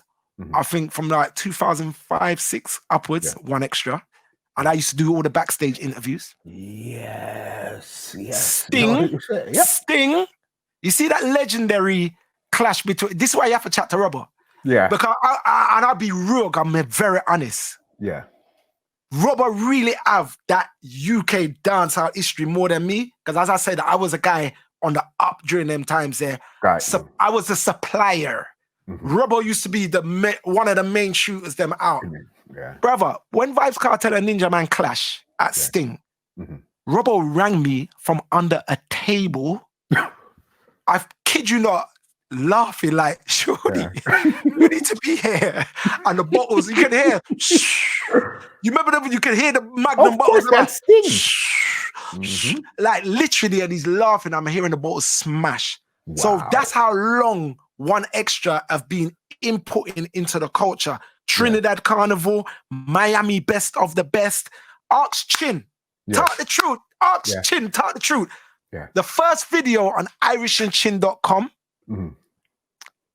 irishandchin.com, I'm sure launched after Chin's 10-year anniversary when he closed off the World Clash, the reset. Yes. In New York. And I think it was Bass, Odyssey, and Mighty Crown in the Tune for Tune. I think I'm trying to be a historian like you lot. I think, and it was the same time when he had the celebrity clashes with Ninja Man. With Ninja Man, Beanie Man, Rodigan was there, Mighty Crown when Rodigan dressed up in the Elvis Presley. I had only played in New York, in Amazura. I was the mixer for Rodigan versus Mighty Crown, one of the return clashes. If you remember the clash that Sammy them turned around and said, "Oh, you bring your little helper." Yes. I was a little helper. I mean, I'll show you history that. No, that's like, that must have been 90, that could be 2000, 99, 2000. I think there was one in Amazura and one in Connecticut. They were back to back. Right, it was the Amazura one that I was at. Because I remember telling my cousin from, which part of my cousin come from? Long Island or one of them? Far Rockaway, sorry. And I said, yo, we're going to clash tonight with Rodigan. And he said, what? I goes, and Rodigan and Mighty Crown, I'm mixing for Rodigan. What? We're standing on the stage, man. I'm going to get peer pussy in the morning, man. No, tell a lie. What? I remember standing up on the stage with my brother, and my brethren was like, Ross Clark, we'll make it, yo.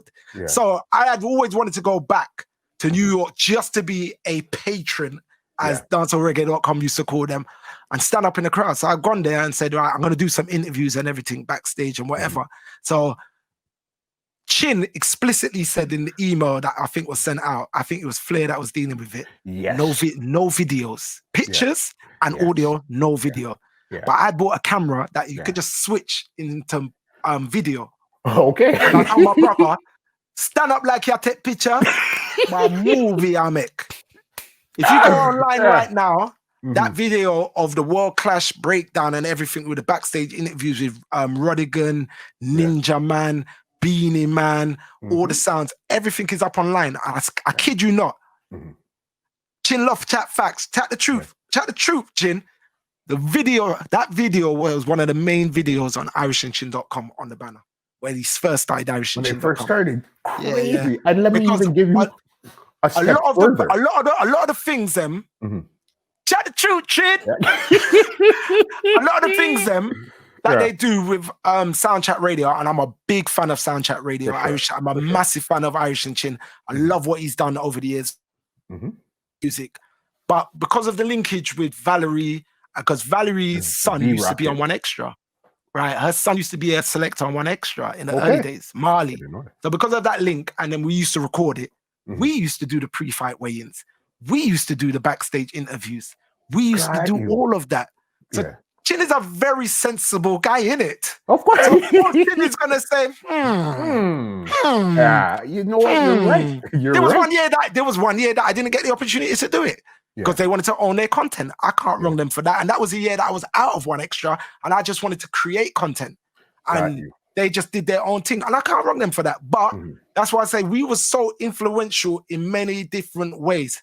So before you got the all of what Irish and Chin do now, as in the broadcasting side of it, Seani B, One Extra, Robber Ranks, we were the ones that was running. Gussie as well from Silver Star, Young Lion. We were the ones that we were always documenting all that stuff from early.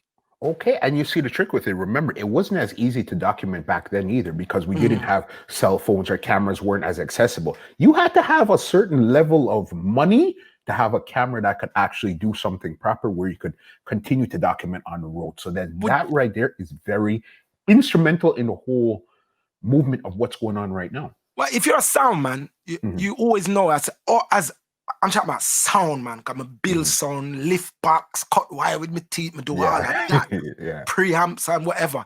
You know how to improvise. 1,000%. We use the worst equipment in the world to make that shit sound good. So I've always utilized what I've had around me. And like one of the myths that, and it's good to talk, one of the myths that is very important, and I'll say this for myself and I'll say this for Robbo, it wasn't always One Extra that did for us. And it, like a lot of the times, it was us that did for ourselves. You had to. We have to push. We have to push the culture. So a lot of the videos and all the rest of it that you see now, and I think that's how I've become synonymous as such, innit? Like doing those videos online and all the rest of it. A lot of those things that you see is me pushing and saying, this is what I like, this is what more I do. Yeah, so then now, going back to that same freestyle there, the Lady Saw Wayne Wonder Frisco Kid, to me, that's the one that really put Seani B on a visual outside of the UK there, because that has gone viral time and time again. That was the first one, that medley that they did in the studio there. You know what, I have to say it's a blessing, you know, the good Lord. And I always say that, you know what, for my mother, my father, my grandmother passed away, I feel like I got my angels over me. My mother and my father passed away in 2012. And they passed away like literally 3 months between each other. And then I ended up looking after my grandmother for a good few years with me and my brothers. And I feel that because of that, you know, when you just feel like, say, you're guarded and you're protected. You don't have to tell me twice. Anything you're going to do well. Because going back to the beginning of that show, following on from all of what I was saying about Robbo, that's a serious pair of shoes to fill. And I used to sit down at home and look at chat groups and people were like, oh, Seani's going to come with these little EDM dancehall style, this, that, the other. And what they didn't know is my brother came from Yard in 1985 and introduced me to Jaro. What they never know is they don't know all the background that me supply Maggi them with Ray. They never knew all of that. And it was my brethren Rudy Ranks that look on me and goes, youth, how many years you been going Dublin on a Thursday? I goes, I've been going there since I'm 14. How old are you now? At the time, I think I was like 39. He was like, brother, shut your blood clot, man. I'm going to do the show. Who can tell you, which one of them can tell you about dancehall?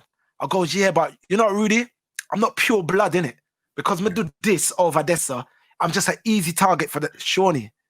Which one of them has the passion that you've got for this music?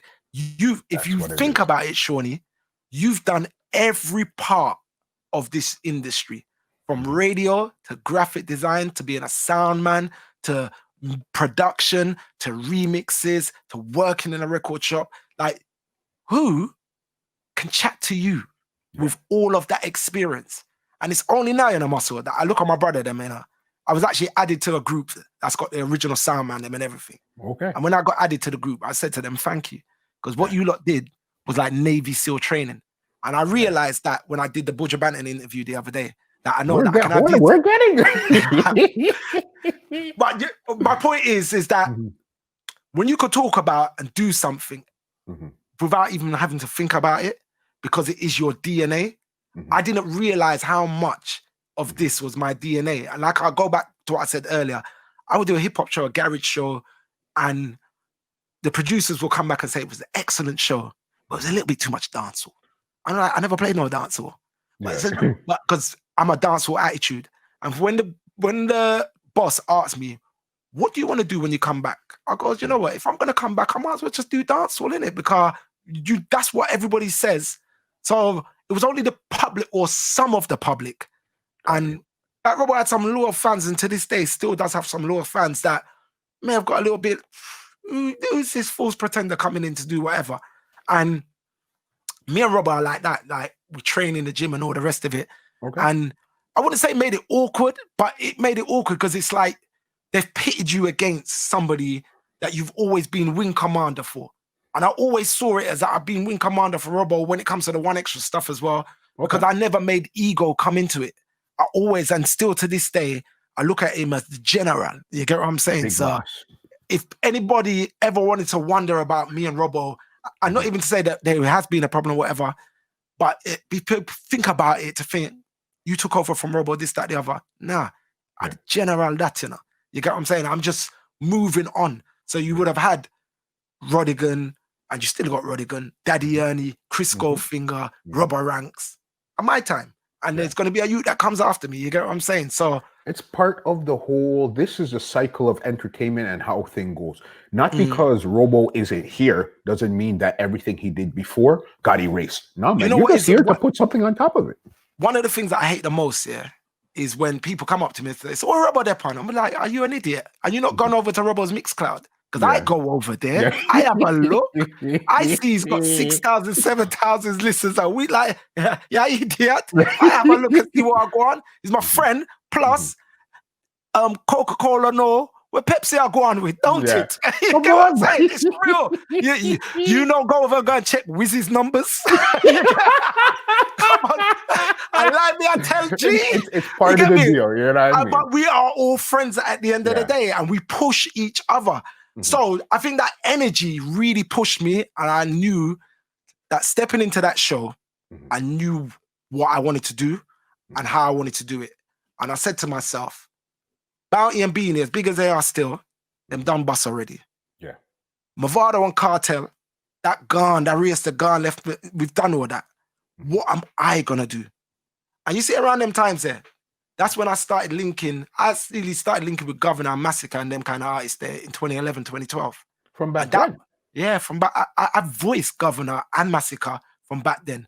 Wow. Yeah. Governor's on a rhythm called Hudson Horns. I've actually got 2 cuts from Governor, I think, and Massacre's gone on a rhythm called The Heartbeat that I dropped in like 2013. That was in like my dark space of like parents passing and everything. So you were you're doing Governor before, if a lot of people don't know, was Diablo. So you're working with him from Diablo. Governor rang me and goes, Seani. Yeah. Sorry, Diablo rang me and goes, Seani, I'm thinking of changing my name to Governor. What do you think? And you want to know God's honest truth? Like, working with Governor was genuine because you have crazy talent. Yeah. But it was also a way of me getting into link with Idonia and them as well. You get what I'm saying? But a win-win for all parties involved. But I'll be honest with you, I just got so involved with Governor as an artist. It was like, yo, that you a bad, you know. Yeah. And I did work with him because I thought it was bad because I love the whole of Fort Jenna, JOP. I think all of them are talented. Jade's, Tanzo, all of them talented. You get what I'm saying?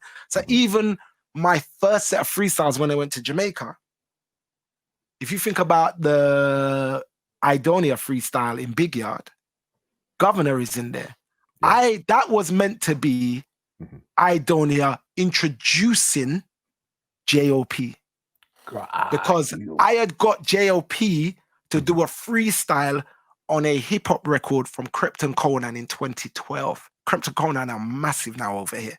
Yeah. Like, all this is up online to be documented. So it was all about cultivating of new artists and new talent and watching their growth. Me and Massacre actually fell out because I sent Massacre a rhythm and him saying, what, a 250 promotion and whatever. And at the time, Massacre weren't a name or nothing like that.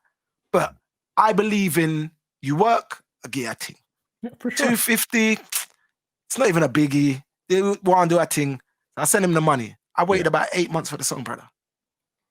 to the point I was like, yo, know what you're doing, you know, big man. Them kind of argument there. Like, literally, I'm not telling a lie. You had to take off your radio hat and go back to your street hat. It wasn't even a street thing. It was just like, as an artist, if you know what you're doing, you know, because you're going to buck up on me, with me along in the journey somewhere, you know. And it was like, oh, my engineer, Razzie, in the depot, rare, this, that, the other. Lo and behold, he was talking the truth, because Razzie did come to me and say, Seani, I was in foreign. And this is after we became friendly and all the rest of it. But the first time I went to Jamaica, I walked past Massacre, brother. Not telling a lie. The first time I got to Jamaica, I don't think he knew it was me. I was like, nah, I'm in a depot on that. You get what I'm saying? And then, once we met back the link and I got the song, and it was like, okay, cool. And remember, it wasn't a case of, I would always play an artist's music regardless of the personal situation that I have with them. Because one of the things that I will turn around and say, when I look at all I've got, when I look at my journey in life, when I look at the things that I get to do, when I look at the people that I rub shoulders with, if it wasn't for music, I wouldn't have none of that. So the game that I don't play is, I don't put music in the middle of that. Music is not in the politics of that. If I can't get along with you, cool, come and perform, brother. Yeah. Because you don't even know why you was blessed to sing that song.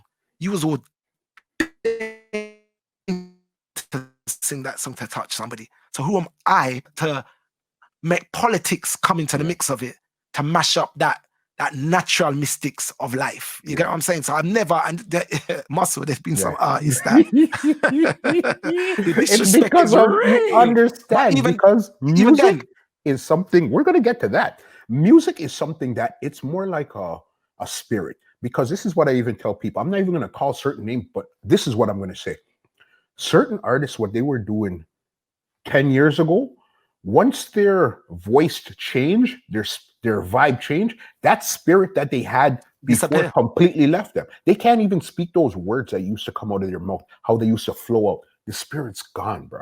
But Muscle, I can't be bad mind. No way. Like, when I mean, I physically can't be bad mind. Yeah. Because my conscience beats me. You get you. And I've done things like everybody, because scam here, my conscience murders me, dog. Yeah. I've tried to do a thing and put a thing on top. Right. I'm always the one. Not you. I'm always the one to get fucked. I'm always the one for boss. So rather than do that, we just live a clean, wholesome life. And all of the freestyles that people have seen over the years is natural. Eka Mouse, Buju Banton. Yes. Who else was there? Peter Metro. Four of them. Peter Metro. Look, I can't remember. Eka Mouse, Buju Banton, Peter Courtney Metro. Melody. No. That was the last one. That was the last? Why I can't remember? Major Macro. Peter Metro, Major Macro, Buju Banton. Okay. Yes. Buju. You see that freestyle there, yeah? Wasn't planned. I plan out some of the trip, and we call people, rough cut band, we want to go over here, do this, that, the other, boom, boom, boom, all the rest of it. But that one wasn't planned. The Tuesday, I was playing with Stone Love in, I can't remember, it's where the amphitheater is in Halfway Tree. I don't think it's Emancipation Park. I can't remember the name of the park, but it's right in the middle of Halfway Tree. I think I know what you're talking. I can't remember. No, Leroy Sibbles, Half Pint, everybody was playing. It was a Black History Month thing, reggae month thing. And Rodigan play, do him thing. Toddler T, who was from BBC, he played, did his thing.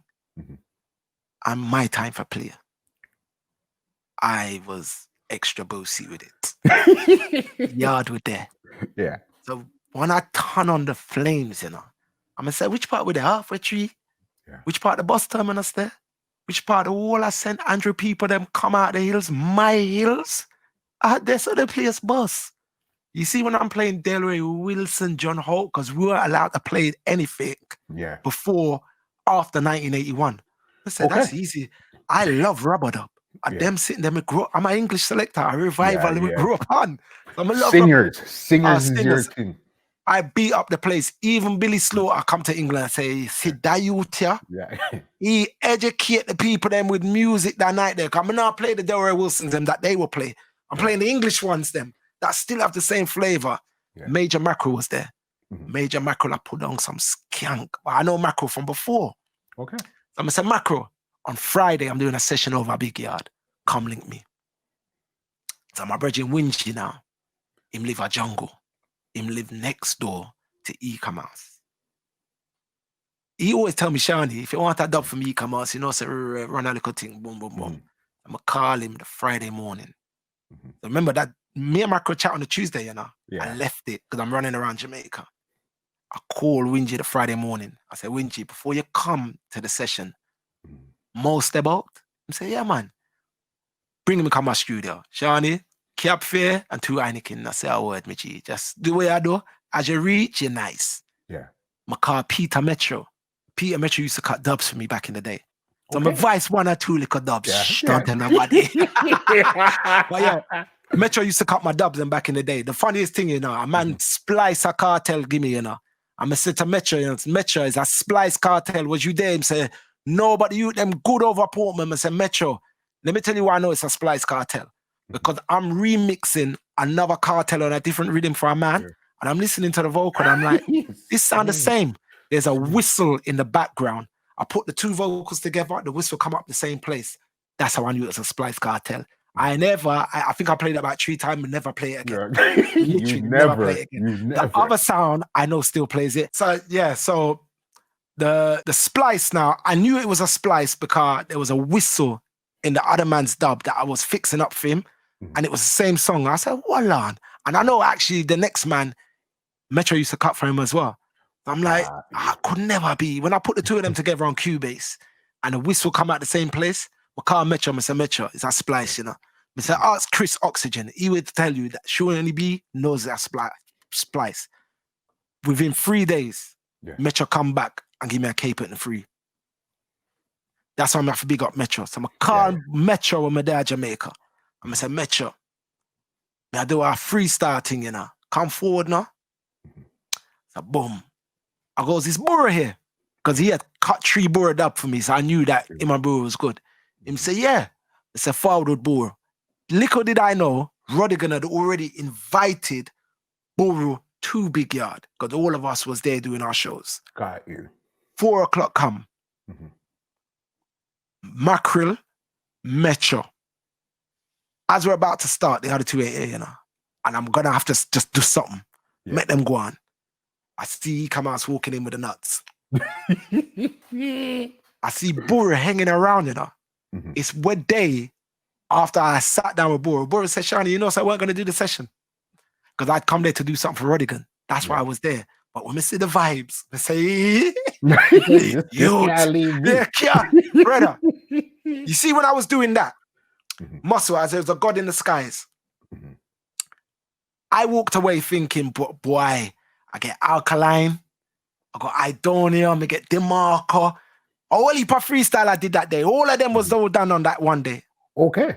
I never thought for a second that that's the one that's gonna run away. Yeah. You know when I knew it's gonna run away? Is when I came back and I put it on in front of somebody and they was leaving my yard and they stood up for 30 minutes, not knowing that it's 30 minutes long. They stood up for 30 minutes and goes, fucking hell, that's E-Commerce. That's what the person said, you know. And this person's not from the world of what we do. He's just an ordinary person. He goes, fucking hell, that's E-Commerce. I'm like, bomba. Now, I'm thinking to myself, I can't wait to show this to my brother that come up from Jamaica in 1985. When you see me mixing it up, and I'm just thinking, my brother Mark is going to be so blood clot proud of me. Like, yes, my young brother. Yeah. Yes, you realize that's all I'm thinking, you know, Muscle. Brother, that video is at 3 million views. And can I tell you, 3 million is like 2.8 million views. And can I tell you, I've had people come up to me and tell me, say, Seani, that's like a university. I sit down with my child and I show him that and show him what it's meant to be like. And this is one of the things that I like to use with the BBC platform is to make sure that it's documented properly. Guys, one thing we know about the BBC, it's of quality. And not to say we can't do quality for ourselves, Mhm. but long before we was doing quality, BBC was doing quality. It's Yeah. quality control. For sure. And this is bigger than me. This is bigger than you. This is our children's legacy, their heritage. Yeah, you get what I'm saying? And when I say our children, I talk about Black people as well. You get what I'm saying? And to know that this music is being appropriated, Mhm. and there's so many people that is telling the story of this music. But are they telling the story about the music in the right way?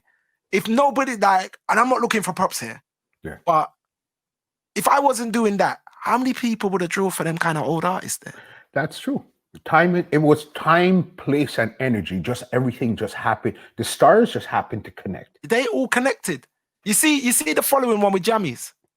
The following year. With Beanie Man, Lieutenant Stitchy, Jammies himself was in Bonnie the studio. General, who never get a look in.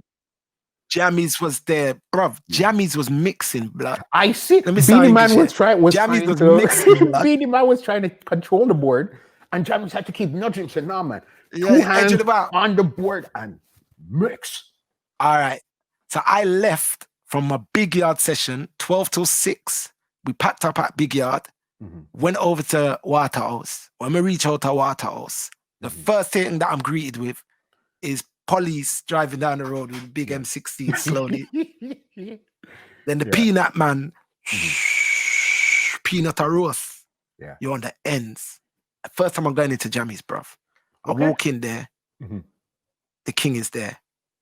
And he's the hospitality. Come, son.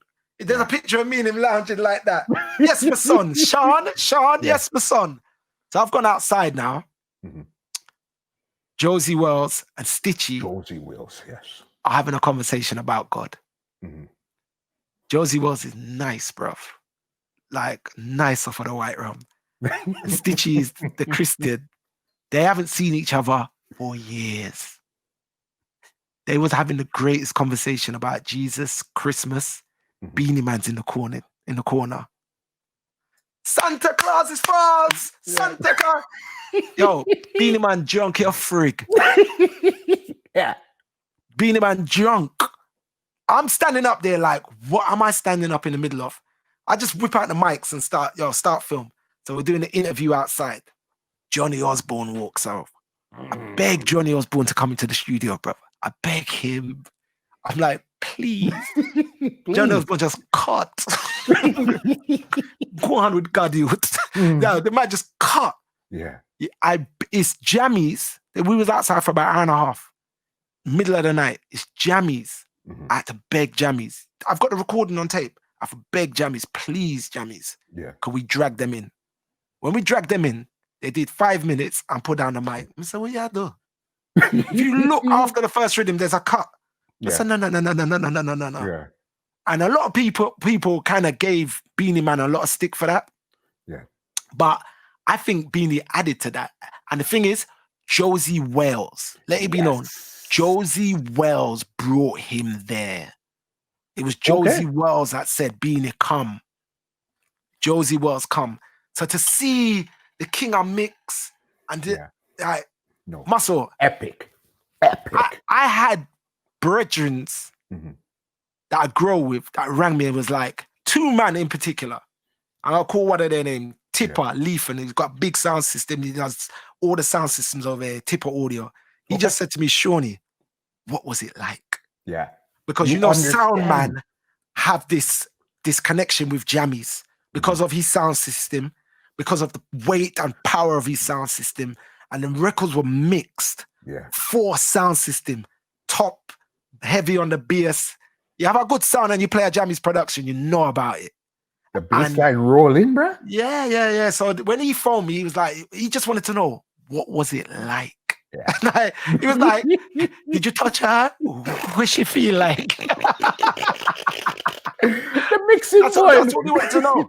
So I could sit here and go through so many sessions that I promise you, when I walk away, I'm like, fucking hell, did I just do that? I regularly go back to my hotel and look in the mirror and say, Sean, what did you just do? Listen, you get it 1000%. And especially somebody like you that's been doing it now for years and years, you still have that high. You still get that. That's what it is. You're a fan before I'm a fan before I'm a journalist. I'm a fan before I'm a podcaster. I'm a fan of this before I even knew what this really was. And Your that's what makes you do this every week. Nobody not pay for this. No way. Right. No you buy way. all your equipment and everything because you want the richness of this culture to be seen. Like a lot of people say to me, Seani, why do you give it to BBC for? If you was to do that for yourself, you'd be able to monetize all of this. Number one, I don't think everybody would move as quick if it was just me by myself. And that's just me being honest. Access. BBC is a great platform. Caribbean people know the importance of BBC just for the years of listening to BBC World Service and other platforms like that. So let's keep it real. BBC is important. Also, one of the other things is, and I said this to Buju the other day actually, because he asked me, what is the reciprocity? I didn't even know what that word flipping meant. I knew where he was going with it. Kind of like, I goes, you know what? Yeah. It's an opportunity for somebody like, after I did the freestyle with Eka Mouse, he toured like Ross. You get what I'm saying? Like, people remembered what Eka Mouse does. When we did this, the freestyle with Stitchy, Stitchy phoned my phone and said, thank you. I'm getting calls from all over. Just the last one that we just did the other day with Daddy Lizard and that, he phoned me and goes, Seani, we're on Sumfest. Thank you. Lukey D. You see the Lukey D one? That's the last one. Yes. You see that one? Yeah. That's my favorite one. Okay. Of all of them. Because as a young selector, I love vocals. You can't chat to me about playing Wayne Wonder Sanchez, Trilla U, Derek Hammond, all of those, man. Hey, watch the video and me, I select the sound for singing melody, you know. Okay. He didn't know what I said, yo, I need you to sing this song. And I kick myself because of one song that he didn't sing is When I'm Feeling Blue. And that's the it was at Trapback Studios. Me and New Kids them I talk. And him say, Seani, why you never go when I'm feeling blue? Me say, Bombarat. New Kids nearly made me cry in the yard that day. But that's my favorite singing. I was singing melody confused. Yeah. And the reason why I did that, you know, Jamaica them said ball game. I changed the ball game. Yeah. I changed the ball game because I saw a lot of people emulating what I was doing. Okay. Finding the older artists, them trying to do the freestyles, this, that, the other. And it was people that like reggae, but them like reggae for. Not people like me and you were grow in at this and certain song touch them. Them just like what them like.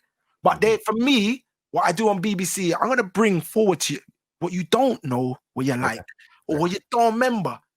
So when I've got Trilla U singing My Love, that's taking me back to when I first heard Rory playing Stone Love, mixing 5 cuts and saying, I can do this. Yeah. And that's why I love those songs, because those were the songs that they were mixing. Spanner Banner, Life Goes On, Trilla U, I'll Prove It to You, all these songs. These are the songs, Muscle. These are the songs that we grow on. You understand? 1000%. These are our songs. 1000. Those songs I'm gonna get my first rub to. Yeah. Wobbly knee rub to. Sanchez and them sitting there. Yes. But I know certain people outside of our community, you see the lovers rock side of it. Them like the hardcore sitting. Somebody said, no, change the ball game. If you're not gonna do all of that, watch the worth in our singers. So I went to Jamaica that year saying, I'm coming back with a singing session. I tried to get Half Pint, Cockatoo, the wall of them. Some of them was out of the country, this, that, the other. But like some of the ideas that I got, I don't even want to talk about that. I know some people will probably run in. I've taken so much from Jamaica. Every year it's like what we're going to do to give back. And this year we actually did want to do like a charity event or something like that. But it was only because the BBC was drawing their feet like late. We only knew we was going to go to Jamaica in January. I booked my flight and said, hey, what, my Ghana, you know. Want to ring me and tell me when you lot are coming. But my Ghana, Jamaica, I'm off there, Jamaica in February at my time that I'm a cut. And that's what it was, you know what I'm saying? But that's my aspirations for this thing here is to use the platform that is there and to grow it. and to not allow irresponsible hands to come and sit in the seat and to do what they think is right for this music. Yeah, because you set the bar so high that you have no choice but to follow these footsteps to continue this journey right here. There's always choice. There's always choice, Muscle. But my thing is, I want to set it that it's so in depth into the core and to the people that really love it. Like when I got people like Shaggy and saying, Seani, you got some place in the dark. Yeah. And I Muscle, when we're there at Jamaica, we got some place, you know. I remember we got some place with camera and mic, and more time it's just me and Wingy out on the road. Because sometimes I wouldn't carry the BBC people them certain places. Because like one year we wanted to do a freestyle with Popcorn, and Popcorn's team said, cool, you have to come at Grandspin. And my producer was like, oh, I've got to tell the BBC people we're going Grandspin. I was, don't do that. And that's during the heights of St. James getting locked down there. And like, he goes, Sean, I goes, so like, he goes, well, if they don't want to do it at Grandspin, you can't do it at Grandspin, we'll ask Popcorn to do it elsewhere. I goes, don't do that. I goes, if you go back to Popcorn and say you can't do it at Grandspin, I guarantee you won't hear back from them. But he wanted to do it the BBC way. And rightfully so, he's got to do it the BBC way. But when I'm in Jamaica, I'm home. So yeah, I'm BBC and whatever, but I'm amongst my people. Yeah. If I don't trust my people, who's going to trust them? True. I have to have faith in my people, them to say, them are going to keep me safe. My ancestors, my angels are going to keep me safe. But I can't go to Jamaica and be frightened of my people. Like, it's my people. You make wise choices. You know you're not going to go down a road you don't belong. But if you're invited in somewhere, you're going to push out your chest, put up your chin. Brother, I've got the call for Tivoli Gardens, bro. Yeah. And it's only because time. You think me no want to go Tivoli? Of course, more I go down there, Sand Street. You want to see it. Bruv, I went Tower Hill. And when we got Tower Hill, a man said, boy, Shawty. Yeah. For a man like me, I'm not meant to be down these places, you know. And you're going down a lane, you know, Michi. But you see, when I went down there, them cooked food for me. Josie Wells was there. This is Friends for Real Studios. Yeah. Josie Wells was there, welcomed me into the yard. And I know Benji and them well from before. When I went there, it's the first time the two white youths that was with me from the BBC went to Jamaica, much less. You see, when they left there, oh my God. That was amazing, Shawnee. Oh my God. Authentic. It wasn't the hotel tourist thing that you're gonna get. No, man. We're in the streets, bro. And they love it. So now when I go to Jamaica, that same team, when we got to Jamaica, when we was there that year, Ding Dong invited us up to Nannyville. Chicken and Beer was having a party. And them said, come up this, Shawnee. So I'm gonna go up there, sir. I'm reaching at the party now. I think Ghetto Bomb did see me and introduced me to what's Cartel's you Sika Rhymes. Oli Tippin was there and whatever. So now Ghetto Bomb is like Seani. Now, I don't know if you know who Ghetto Bomb is, but Ghetto Bomb is a street promoter. Them you there is in the street, every street dance in there. If you want to promote a song, you got something to promote. I Ghetto Bomb them street brother them. Him and Walk and Talk and all of these guys. Ghetto Bomb is like, Seani, come. Yeah, they are the big man there. Yeah, I forgot chat to thing now. Yeah. But now, I'm with my brethren, about 5 BBC people behind me. White people in Nannyville. Walk to the center of the dance where the table them there. And the table them are some top table with Hennessy and champagne and one bag of rum and yo, every man bling out. I'm a dead with thing and I got my BBC people there. They like, but Muscle, they were loving it. So me now, stand up for a little while, I'm tech with myself. All I go on, I don't really like the hype and all that. Like, me not really do that. I'm a selector, like for stand up with selector and reason with selector, away in the corner, all our vibes and chill and drink a beer and whatever. Brother, you see when I step back, my people them gone, you know. They're in Nannyville on the Oval, partying with gal around the back. I'm looking for them like, fuck, where are they? I'm worried, you know, bro. Of course. I'm worried. Have they took away the people that are what? Because What can I go back to England and then say, what happened to Ray? What happened to Dan? Boy, I'm going to dance with Shorty. I'm And never worried. came back. It was. Wow. When I took them to one uptown party, Mhm. I just said the man, them say, what are we doing here? Where's Pananot? Yeah. Where's They Ray? want the real vibe. They didn't want to, they wanted to go in the streets. So that's what we try and what I try to bring back through the speakers and through the visuals every week. That beauty, that rawness of like Jamaica. Because I don't think there's anywhere else in the world like Jamaica. And if you've never experienced the Kingston nightlife, like of recent, I call it the Dancehall Disney World. And I knew you were gonna. I knew you were going to say that. I knew Dancehall that. Disney World, bro. Yeah. When you got man friends snow up in the air with football at his feet and this, that, the other, like, come on now. You have fun, like literally.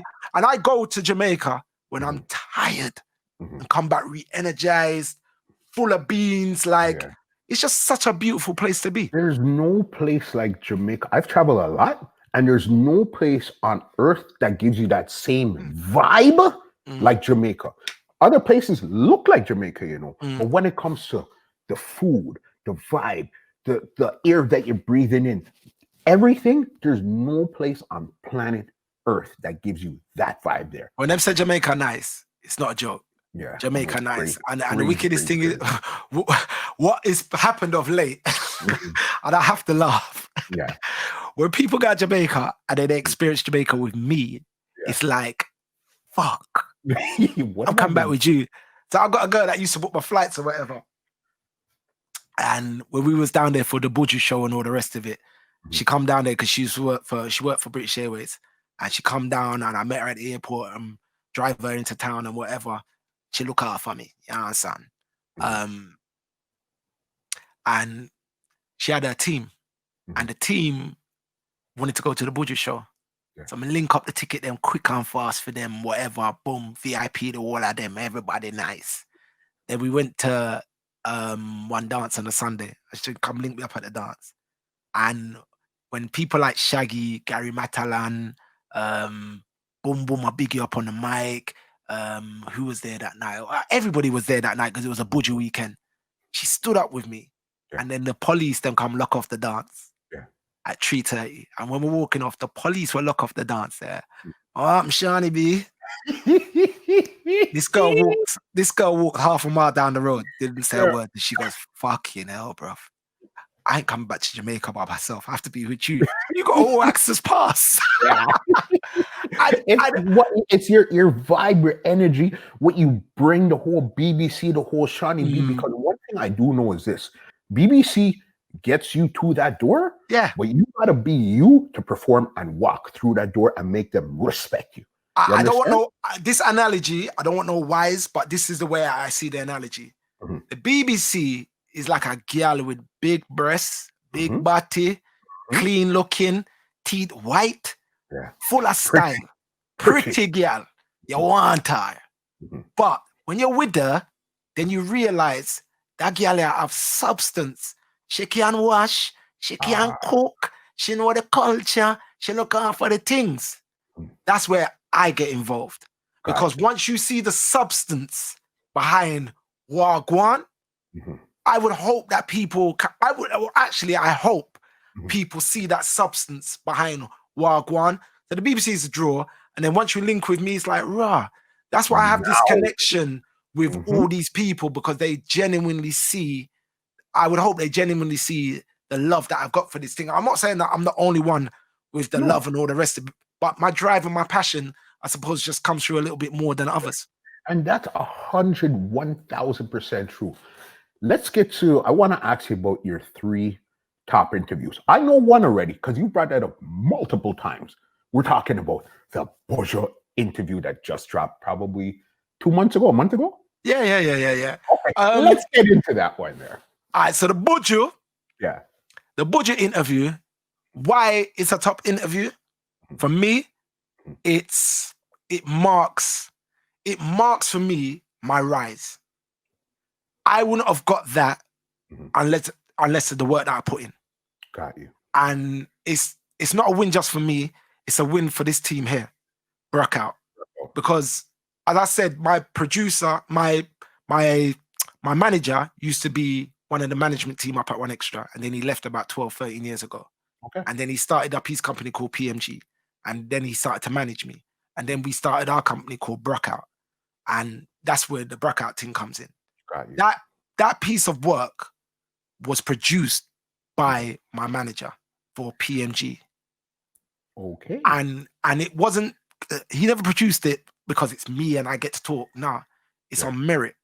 So with the Buju stuff, what a lot of people don't realize is that I went to Jamaica last year for the Buju show. Yeah. And everything that I did in Jamaica last year for the Buju show, the interviews that you see backstage and whatever, BBC had nothing to do with that. Okay. BBC did not send me to Jamaica. I had just come back from Jamaica in February. I went back down in March. Yeah. Flights were expensive. Hotels were expensive. I think it's the first I ever call up a hotel and say, yo, Seani be try to take it. But I'll tell you like, because here what? Everywhere I did book out. Like grands we spent to go down there.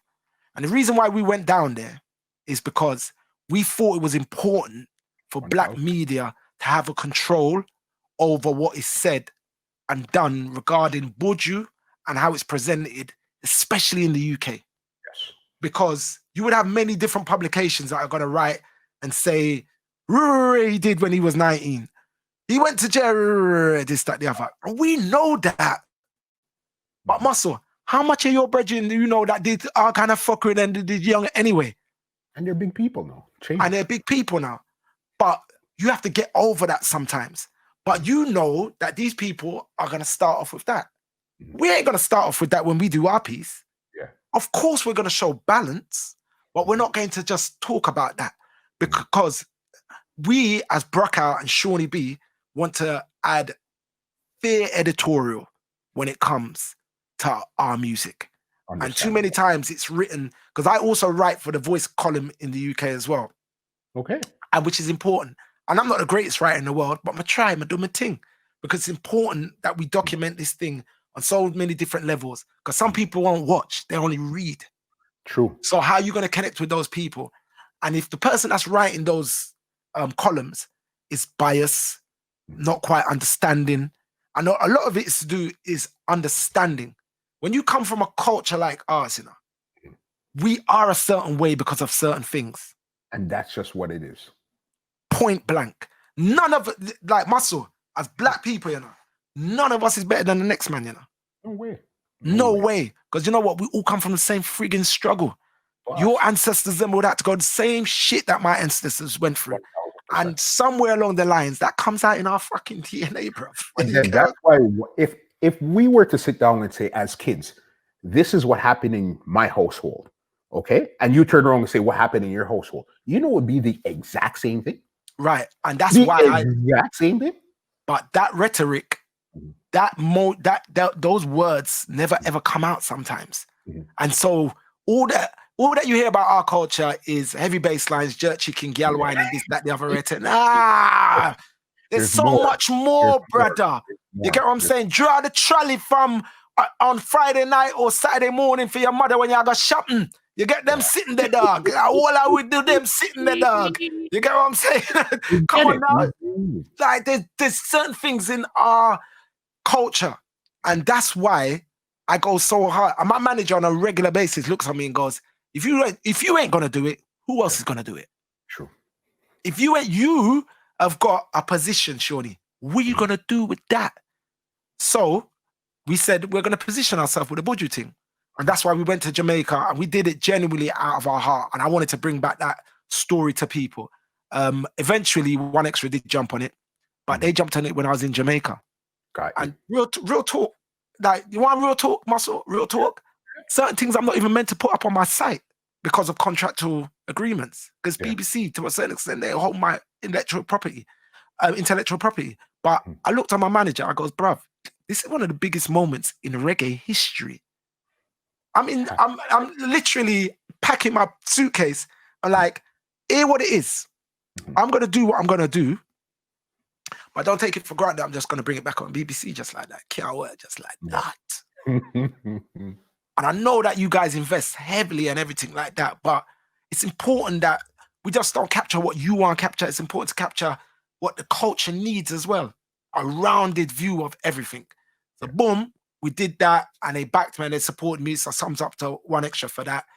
Broadcasted it on the BBC. And again, that program was fully edited, recorded by us, 2-hour special program, all the rest of it. So now comes Buju. We're at the end of the year. And we know that album is getting prepared for, and we know that no interviews has happened. Yeah. What's happening? Yeah. We called a meeting with Rock Nation. Okay. Me and my partner called a meeting with Rock Nation. And because we're in with the record companies and all the rest of it, we know 1 or 2 people. So somebody, the president of Ireland, Darkest Beats, I know him from when I was doing remixes back in the day for Ireland, and Ali G was on Ireland. Okay. I did a group called Sugar Babes and end up doing mobiles with Sugar Babes, and that was actually Darkest's project. So we got links within the labels, people that I've known over the years. Relationships, brother. So boom, we link up with the people them in Miami. We had a meeting with a young lady. I'm not gonna call them, but they know who they are, and I'm ever grateful for them. And we told her what we wanted to do. We told her what we wanted to do from the heart, to say that it's important for Buju that people like us are involved. Hear what I'm saying to you? Yeah. I'm Little Shawnee B. There's Ebro. There's Breakfast Club. You have to remember, this is Rock Nation, you know, brother. There's all these people. Remember, Ebro get the interview, you know. Even if you say One Extra, there's Rodigan. There's so many contenders that I can get this interview. Yeah. Who am I? The brother that does freestyles and whatever. Good on you. Well done, Shawnee. Whatever. But this is a different league there, This is different league. And I always sat there and thought, nah, I'm not get that. My barber said to me, yeah, get that, you know. Big up your barber again. I always hear you talk about your barber. Kirky, big him up. Yeah. Brother, one day I get a phone call one night. I actually got a message and I got a phone call. Then a jabber called me and he said, the boss want to chat to him. I said, what the boss? But a food cup. I said, bomb for us. And then that's when the conversation was all had and all the rest of it. And they asked us, what is it you want to do? And I go, you know what, speak to my peoples, them, this, that, the other. But the side of the interview, this is where radio comes into it. Remember now, my manager's a radio man. He said, Seani, what I want you to do is listen to every single Buju Banton album. Yeah. What? All of them. I don't care if you've heard them before and you think you know them, listen to them. When you're running in the gym, listen to them. When you're driving, listen to them. I want you to be so prepared for this interview. I want you to go and watch Hard Talk, which is some programs on BBC. Like, this man, Ray Paul, like, I can definitely give him all the accolades for the second part of my career. He's like my big brother. Like, he's not my manager. I've never been my boss. If I was shit, I was shit. Just the other day, he told me something was horrible. To the core, blood. He's solid. He tells you 100. I couldn't sleep the night, dog. Before I sleep, 5 o'clock, I was like, he said it's horrible. I told him in the morning, like, he said it was horrible. Like, you've never used those words to me before, brother. I'm like, horrible? Horrible. Not okay. It was horrible. Yeah. I was like, rah. But he's like, Shawnee, I want you prepared. So I was already in Jamaica, you know. Okay. When he arrived and I got back to the hotel in the night, they go, excuse me, there's a package here. Yeah. A4 sheets printed out. Bio, Buju, this, that, the other. Rare. I was like, rah, this brother's on me. But Muscle, because I always have faith in him and I trust him when it comes to my radio career. Yeah. I did the work. For sure. And I didn't feel that I needed to do the work, but I did the work. And I think that it comes out in the interview because it's little key things like this. You got to know, but you're going to have to know how to express it and tell it. And you've got to say it confidently. You get what I'm saying? And for me, that was probably one of the most, like, some people asked me if I was nervous. I was like, no, what you're seeing there is focus. What you're seeing there is me changing up my game, slowing down what I do. Because sometimes I get excited, I'm going to start stuttering. No. Slow down what I do. I've got to feel, and Buju came at me. And I've only had an interview like that once before. Let's talk about that when we're done with. Okay, speak But about it. I'm not even, it was an interview I did with Chuck D from Public Enemy. And because I was a fan, I went in and rare, and he ripped me apart, bruv. But then when he ripped me apart, Flavor Flav was there like, man, leave Seani alone, man. And Professor Griff was there. You know what I did? Just rip up the paper and say, well, I know. Yeah. We could just do what we're doing. Yeah. But that taught me always be thoroughly prepared. So when you've come across Chuck D and he's punched you in your face and you're dizzy, you're like, fucking hell. And I've come back and held it down. Dame Dash, same thing. Dame Dash punched me in my face. I heard Dame Dash and headbutting back blood. Though, once bitten, twice shy. You got the game this time. When I went to Rockefeller offices, they had me down as a man that beat up Dame Dash. But we'll get to that in a second. So with the Buju thing, when Buju is coming back at me and I'm able to kind of defend myself, and it's not even defend yourself, have a conversation over opinions. So I don't see where some people say, boy, Buju, no, it's a conversation. And he's giving his opinion and I'm giving my opinion. I want to hear his opinion more than give my opinion, because people are interested in Shorty B's opinion than why Buju's opinion. So I just give that stage to him. And I know that I want to chat about certain things and all the rest of it. So it's just, I've got time. What do I do? Have I ever heard Buju really document how he came up and all the rest of it? So to hear him chat about being in the studio at Arrows, and it was fun when I was cutting dubs and all these. I know that these things is priceless to a man like you. You know what I'm saying? That conversation. That part got me. I said, wow, I've never, ever, ever heard him speak about that. And one thing I know as somebody that does interviews, your job is always to get, even if it's a little thing out of whoever you're speaking to, that they've never revealed before, they've never said it that way, that never came up like, I never thought about. You always want that one bright spark. And that was where you got that bright spark where, all right. Where I took him back. Yeah. And that was this. Yes. The only reason why I could talk about that effortlessly is because I've got all of this history behind me. I've got the 7 inches. I bought them. You know what I'm saying? They're here. And that is what somebody else can't do. If you never lived that part of this music, like whether it's on a sound system, whether it's in a record shop, whether you was an electronics man, I build preamps or this, that, the other. Like, if you don't know them things there, for that reason, the Buju interview was special. And I think the most special part is, that I have to say, is that my brethren Wingy, that's in Jamaica. I remember when I went to Jamaica in 2014 and was like, it's the first time I'm going to Jamaica to go and drive. Like, my next brethren is not there. Like, we went from studio to link this man, link that man. Some man open us with welcome arms. Some man turn us away. I remember going to go link the Marco. Them say, you can't come in, but you must stay outside. I was like, rah, that ain't gonna work. Wingy's like, Shawnee, go on through at Jamaica this, no worry yourself. Like, even I've gone to Dream Weekend and I've had my pass and I haven't been able to sort out his pass, and he would foot it outside with the Igla them on the street. He's a street you get me? A jungle him come from. So he's like, go on, do your work. So if you've seen an interview with me and Idonia, Wingy was outside the venue whilst I was inside doing the interview. That's the love of brethren, because he's like, go and do your work. I had to beg one of the JLP youth then for the camera, dog. I never had the camera. And it was Matterhorn that got me my passes. That's to show you the love. And when I reach in there and the man them give me the extra pass them, me say him said, don't worry, it's Magic talk, everything. Yeah, all right, whatever you want, food, drink, whatever you want, Magic sort it. That's what I tell you, it's like Magic, I'm a virgin, you know. I've lost my train of thought. Where was I going with this? We're talking about the special part of the Buju. Right, so the special, all right, so with Wingy now, Wingy were in the studio with me, you know, when I was doing the interview. It was me, Ray, Island, whatever. But when I came outside, Wingy's under the tree like that, with a big spliff in his mouth, bunning it down with Buju's people, then my drink. I said, you know what? I'm happy.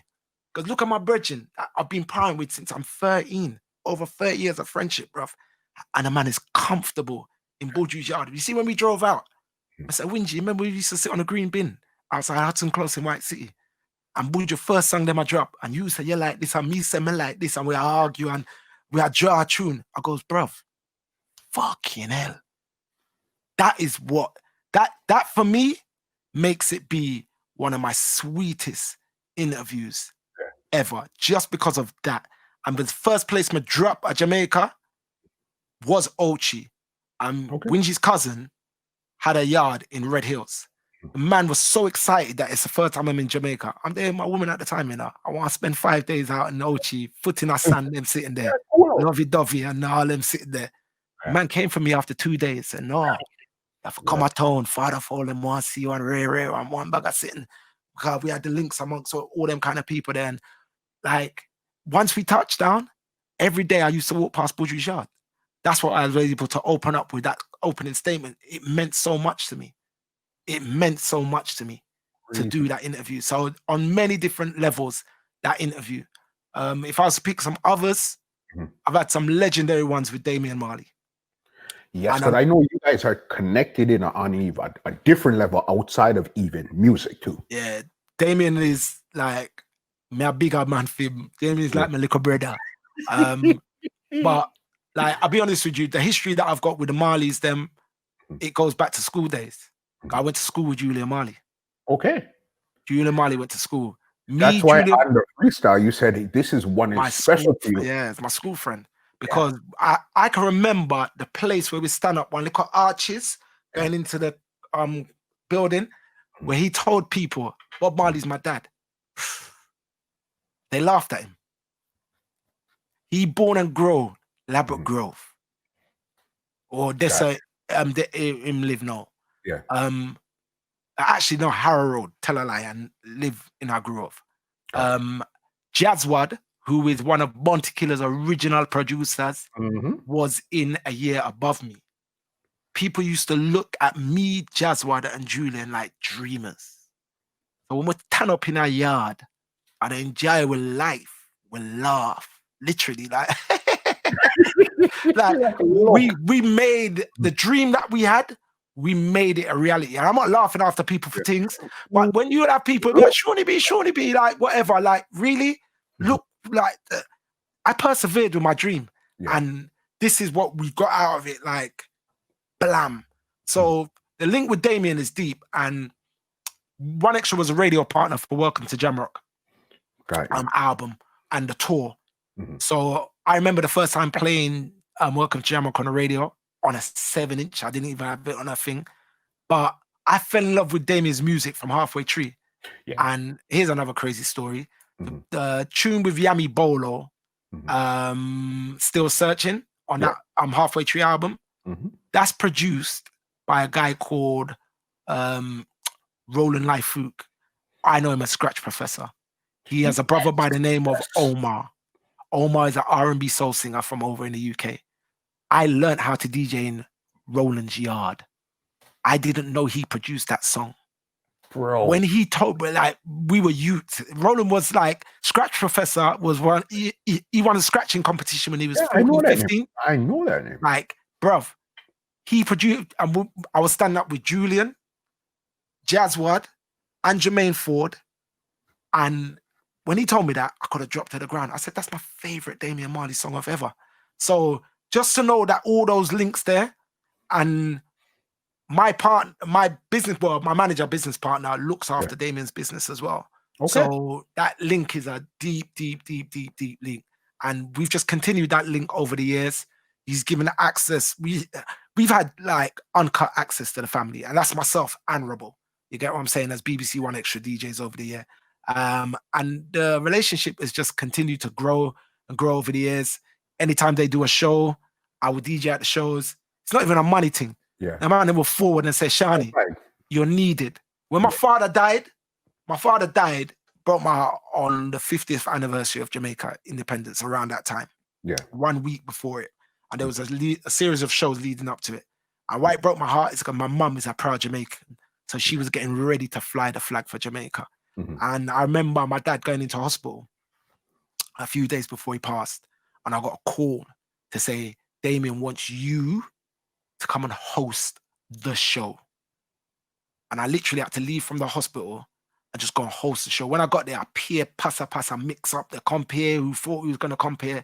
And Danny's manager goes, listen, Seani's our guy. Seani's hosting the show. It's me, I have to tap the man on the shoulder and go, hey, boy, our general for the UK and them.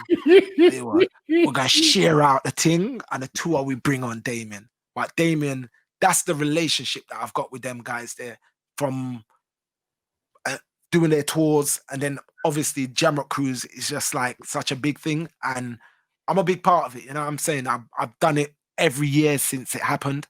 Okay. There's only one of them that I've missed out on. And that was the year that they had 2. And I went on the first one and I never went back on the second one. And when the ship sailed out again, Damien looked at my manager and goes, where's Seani? Yeah. Seani gone home?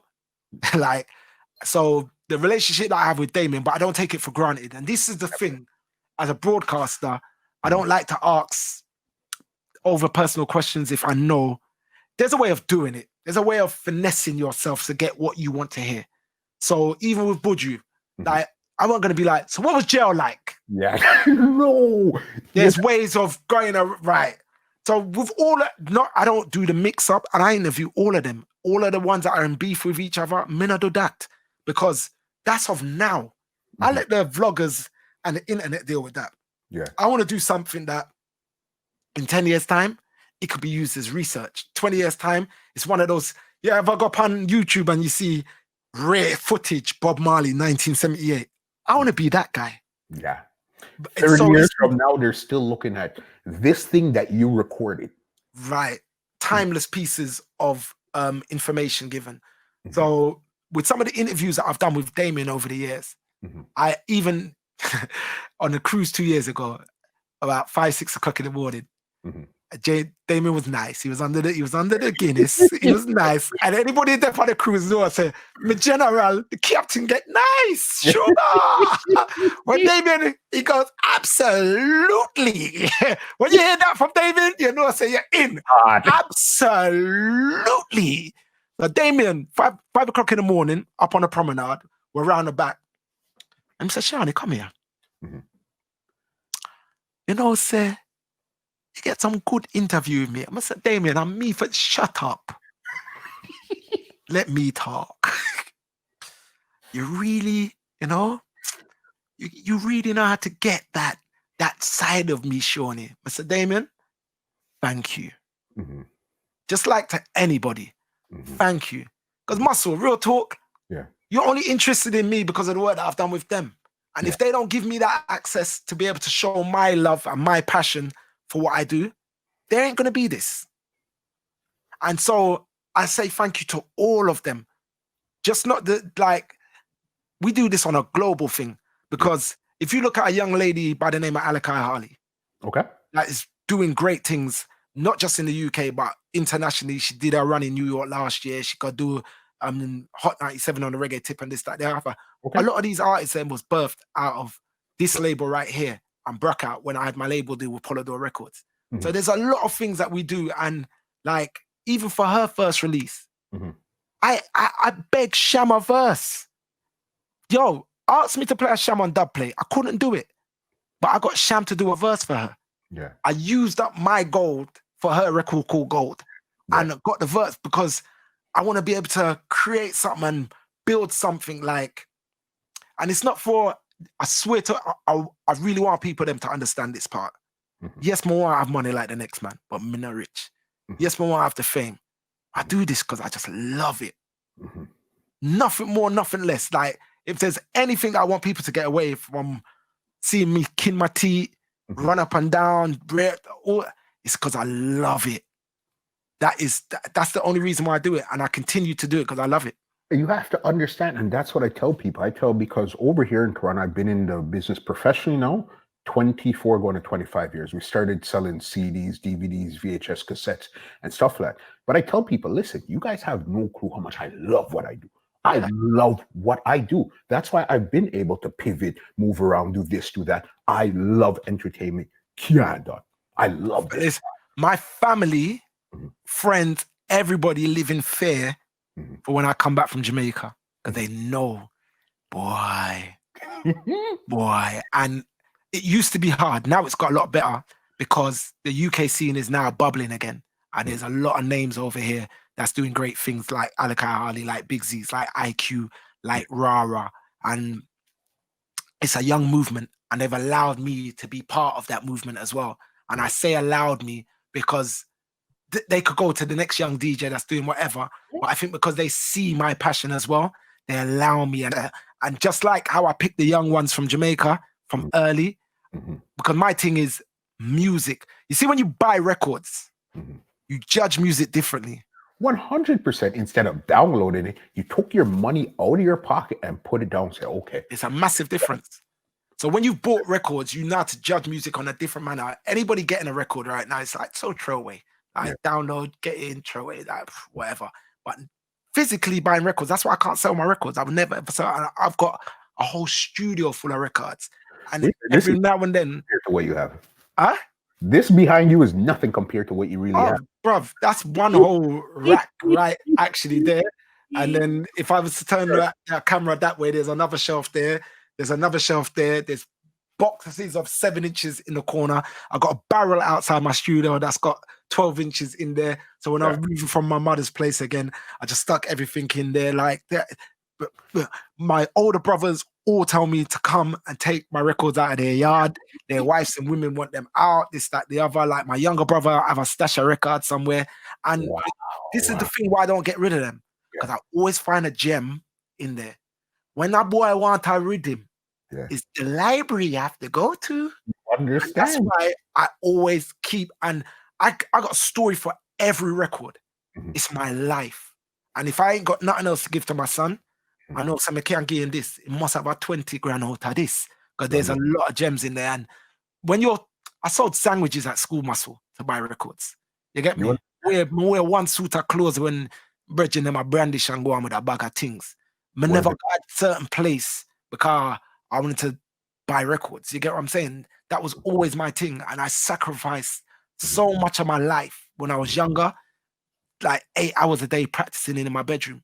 So when I speak to a man like Specs, he's the only person that like truly as a DJ, like there's many, but because he's like a exact replication of me over the waters, like when we come together, it's don't get involved with me and Specs. Like, I've met like I don't know if he knows this, but it's like I've met a long lost brother. You see, when me and Specs is on the cruise together, you know when you ever can look on a man like that, go, hey, what we're fuckery, we're DJs. When we make a mistake, we're pussies. I understand what it is. I'm the first to tell you. You look at a man like that. you know, Specs will give me the eyes like, did you hear that? But he's like my twin. That's why, and knowing what he does on the radio in America, in Canada, knowing how he prepares himself, knowing how he has this need of presenting himself in a certain way. 1,000%. I get him. That's I get him. Let me tell you a conversation. One set thing. It's an interview I'm doing. Yeah. Give me thing there. Give me 15 minutes because we're almost about to hit the 3 hours. 15 minutes will be... I told you it's going to be a long one. You can't stop me. Listen, one thing, I was talking to Specs, this is about 2 months ago. Your name came up in conversation. And I don't remember what it was. It was something about a piece of equipment. And then I seen you show it on Instagram. It's a black box where you push the button and it kills the speakers and all that stuff. And he told me about that, as simple as that seemed. He was the one who said, yo, Seani B has this crazy box. And he said he had it from a long time. Yeah, I bought it about 7 years ago. When I lost my radio show, my thing is like, fuck you. I'm going to do my blood clot thing. Literally. It was like, I knew what was the best bits of my radio show. So I said, you know what? And I had the opportunity as well to go and stream on a station in Africa. Okay. By the time I set up my equipment, it's like One Xtra started to backtrack a little bit. So it's like, all right, cool. Let me just wallow, tell you a little piece. I don't want to upset them by going doing whatever. But I literally just rebuilt my studio, my mics. And this box, it was something that I saw online. So I'm so used to broadcasting in a certain way. And being a nerd that I am, I'm like, I want to hit the button so the speakers cut. You know, I did not turn out. I did pirate radio station when I was a kid. I did pirate radio station for about 2 years. You get what I'm saying? Trust me. Wake up Sunday morning, go pirate radio station 10 o'clock in the morning. And then I stopped. Once I had learned what radio really was, and I started working at the BBC, I said no more pirate radio because I knew where I wanted to elevate to. And because of the skills that I had, it was like, nah, I want to be part of this real movement of radio. But once I just went online and was just like, yo, I got to search. I'm an idiot. A slim, I see you using a slim black box. Yeah, it seems like it just has one button in it. It's one button. You press the button and the mic turn on. And then I've had to work out how to wire it up to my system to make it work with everything else I'm doing. But as I said, we're old sound system, man. So we'll always find a way. Always, you know what I mean? Running through a crossover, a mix, something is going to make it work. As I said, you see what I'm going through right now? This mic is going through like a preamp that's got a compressor on it. It's going through another compressor that's got 2 compressors on it just to get that sound that sounds like the BBC. That crispy, round, punchy, commercial radio kind of miking, kind of sound, this, that, the other. Is it a Shure you're using? The Shure SM7B? Nah, sir, this is a Neumann, the big boy mic them star. Sorry, sir. Sorry. I record in my studio. This is where I do all my recordings as well. So everybody is coming in and recording. Marshall Montano, but like Tony Matterhorn, everybody, Cecilia come here, everybody come on Vice. And yes, sir, we do voicing. It's not a joke. I've recorded horns in here, everything. Didn't know that. Listen, we're gonna sit here. We could sit here and speak for 8 years. Crazy. Because we're the same, you know. Muscle, we're the same. And then why I say we're the same, especially you see Canada. Yeah. It's when I had a conversation with Cardinal Official, and I realized, you know, Canadians and English guys are pretty much the same because we are a product of immigration. 1000%. And if you ever want to know who I'm the closest person to, it wouldn't be it's Specs, because I know Specs does the hip hop thing as well. Yeah. But you see, Cardinal Official, when me and Cardinal Official had a conversation, it was like we was long lost brothers as well. Because we're chatting about KRS-One, Just Ice, Red. Like, I was like, I never knew there was somebody I could have this conversation with. Literally, like still around and gets it, you know what I mean? And still in the circle. And that's why the internet is so beautiful, because you can do what you do and somebody will get you. And it's nice when somebody gets you and then you can say, you know what? Now I can just go on with whatever I want to do because somebody gets me. Yeah. And I do feel that a lot of people kind of get me. Yeah. You found your tribe. When you find your tribe and your tribe embraces you and understands you, it makes you go further and push the envelope even more. You know what I mean? 100%. Just saying, before I get you out of here, there's one story I need out of you. We're speaking about it earlier, the Dame Dash story, because that's the Dame Dash story. Dame Dash this is when Dame Dash signed Victoria Beckham. Okay. You remember Victoria Beckham? Who David Beckham's wife, who was doing like she does the whole designing thing. But I think she wanted to go back into doing music. And then that's where Blind say equal bossa. Yeah. So he's come over to the UK obviously to do promotion. And this is when my show was a mix-up of everything. So he's coming on, he's done an interview before, and a very reputable DJ at the time turned around and said, the song is wicked. I thought, suck yourself, blood. Man, a bad man. Yeah. The song is rubbish, dog. And one of the things that like I said before, if me and somebody don't get along, and it's rare that me and people don't get along, I won't ever banter their music. But one of the things that I am very honest with is my opinion about the music. And if I don't like something, and I will give you constructive criticism behind not liking it. So this record come up. So he's brought Young Guns into the studio. Young Guns are freestyling, this, that, the other. I'm like, I'm going to test out your boys, them, this, that, the other, boom, boom, boom. And he's like, I'm giving them rhythms and whatever. and I'm just about to do the news into the link, handing over the news to the link. Dame Dash shouts out, "Raw, you look like Bernie Mac." The whole studio got because I was giving Young Guns pressure. When he did it, the whole studio bust. And just before I did the link for the news, and the news person sitting in the studio, and I said, "It's early days, one extra, so you got to shut your mouth." I go, "Oh, you got jokes? We're going to chat about your Victoria Beckham record." Now over to the news at 5:30. Boom, close the mics. They're gone outside, so they've come back in. So what do you mean? You don't like my Victoria Beckham? No, it's rubbish, blood. I go, "Look, you got Young Guns here, yeah? They've done an album of 16 tracks. I like Young Guns. Are you going to tell me that I like all 16 tracks? No. So somewhere you're sitting there telling me, the great Dame Dash, that you're that powerful, that anything that you do is going to be the one. I'm telling you, bruv, that's not the one." Me and him went back and forward. Like, you know what Dame's like. I did not back down. When I mean... And this was on live here? This was live radio. You know, so I'm going to try and find the transmission just to get it. Live radio, but he was very respectful, but he was Dame. And this was the early days of Dame. And like, as a person coming out, and I was like, "Nah, this rubbish, bruv. Like, I'm telling you, it's rubbish. Dame, that's what it's rubbish. Echoes on it, whatever. I don't like it. It's weak. She can't pull it off."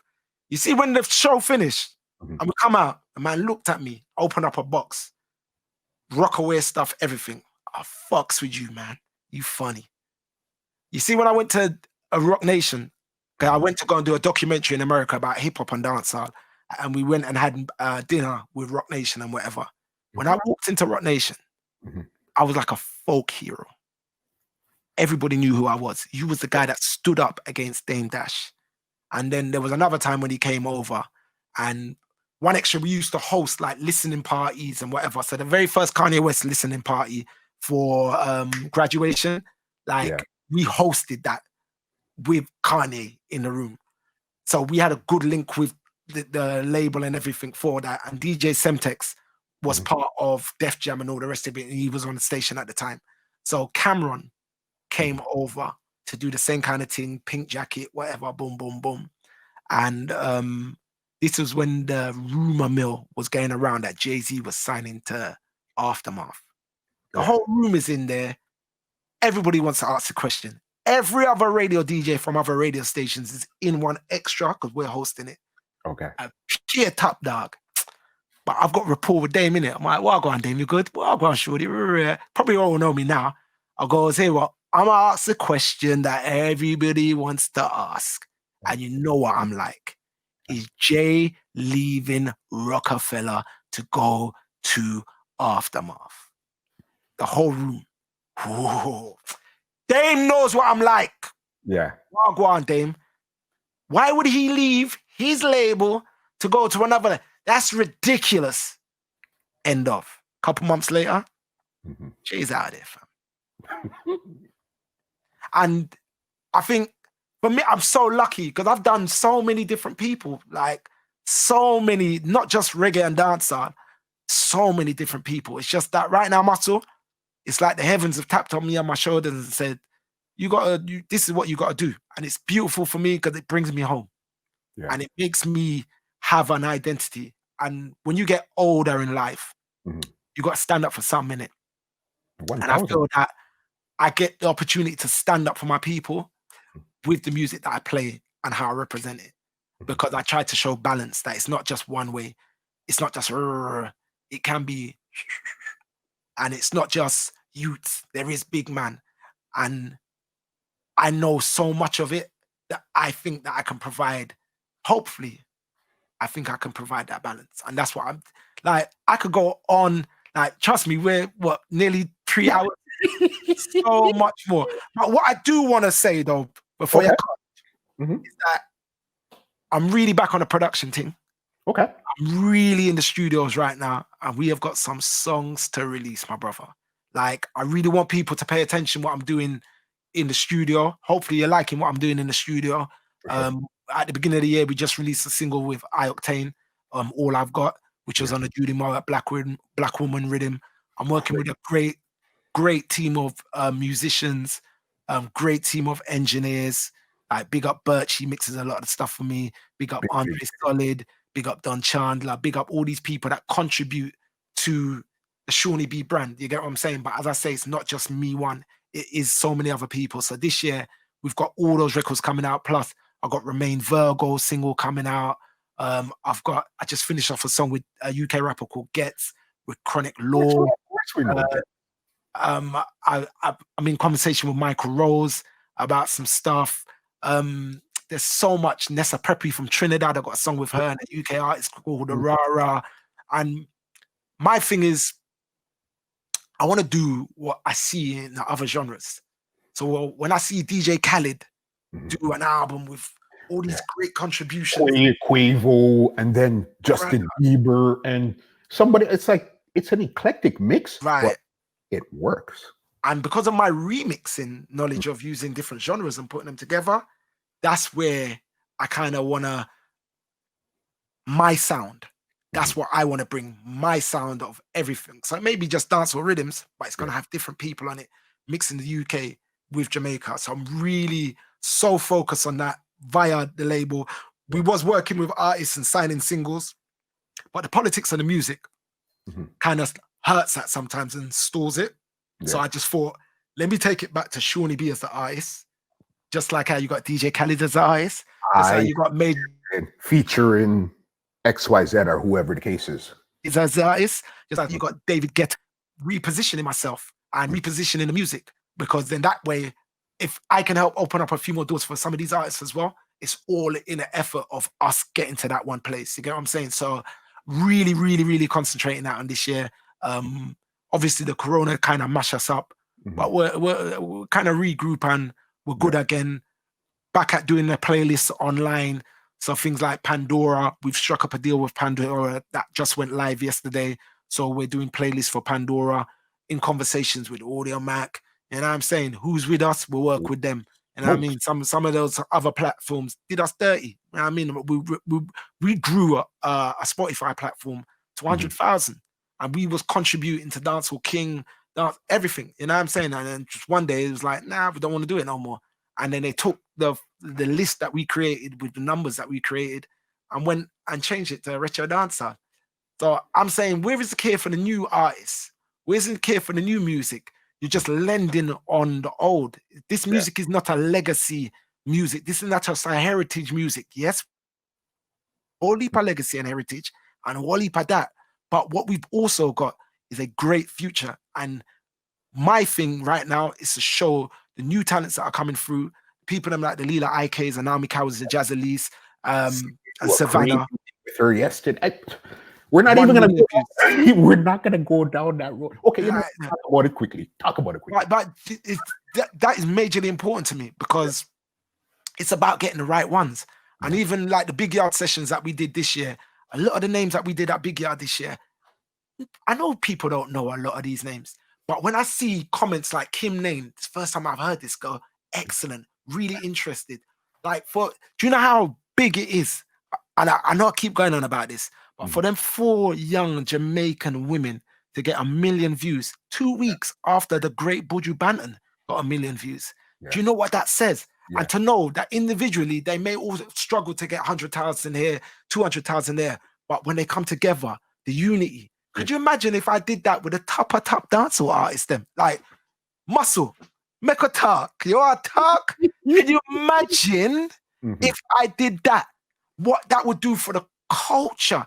What people would sit there and think, oh my God, look at this man. I can't name him, I don't want no trouble. But if you put this man with this man and this man and rare. Look at, like, let me end on this. It's full time. Our people need to understand what unity is all about. Because when we unify, when I give you a strength on your platform, when your numbers go up, and you give me back a strength to say, Shawnee, I do this over here, sir. Look at what's happening on Major Hype's platform. Look what's happening when we lend our platforms to these people. New stars are born. Look at Walshy Fire's platform. These platforms all of them have got 1 million followers. and sounds like we've seen people take our culture and gone with it. And I've heard a lot of people saying, oh, but you know, in America, they always battle this, that. Me never hear nobody say battle. Me a clash. Yeah. Why you never say battle then? Say battle. Say it's a battle. Yeah, versus is a clash. It's a clash. And we need to understand the beauty, not even we, Jamaica, understand the beauty of what you have and what you give to the world. Because I am a product of absorbing all of that and more. You get what I'm saying? And there's so many others out there. And what is lucky, I would say lucky, is that somebody like me can absorb that and give it back. There's some people that's absorbing it and not giving it back. And keep it. They keep it for themselves. Like, my thing, Muscle, is that our youths have to be able to inherit this. But there's not much that they can inherit in the world. So I see this, what I'm doing, as my birthright. It's my birthright. It's my birthright to do this. I can't walk into a certain place. This belongs to me. Yeah. Or somebody else that can walk the same walk that I've walked.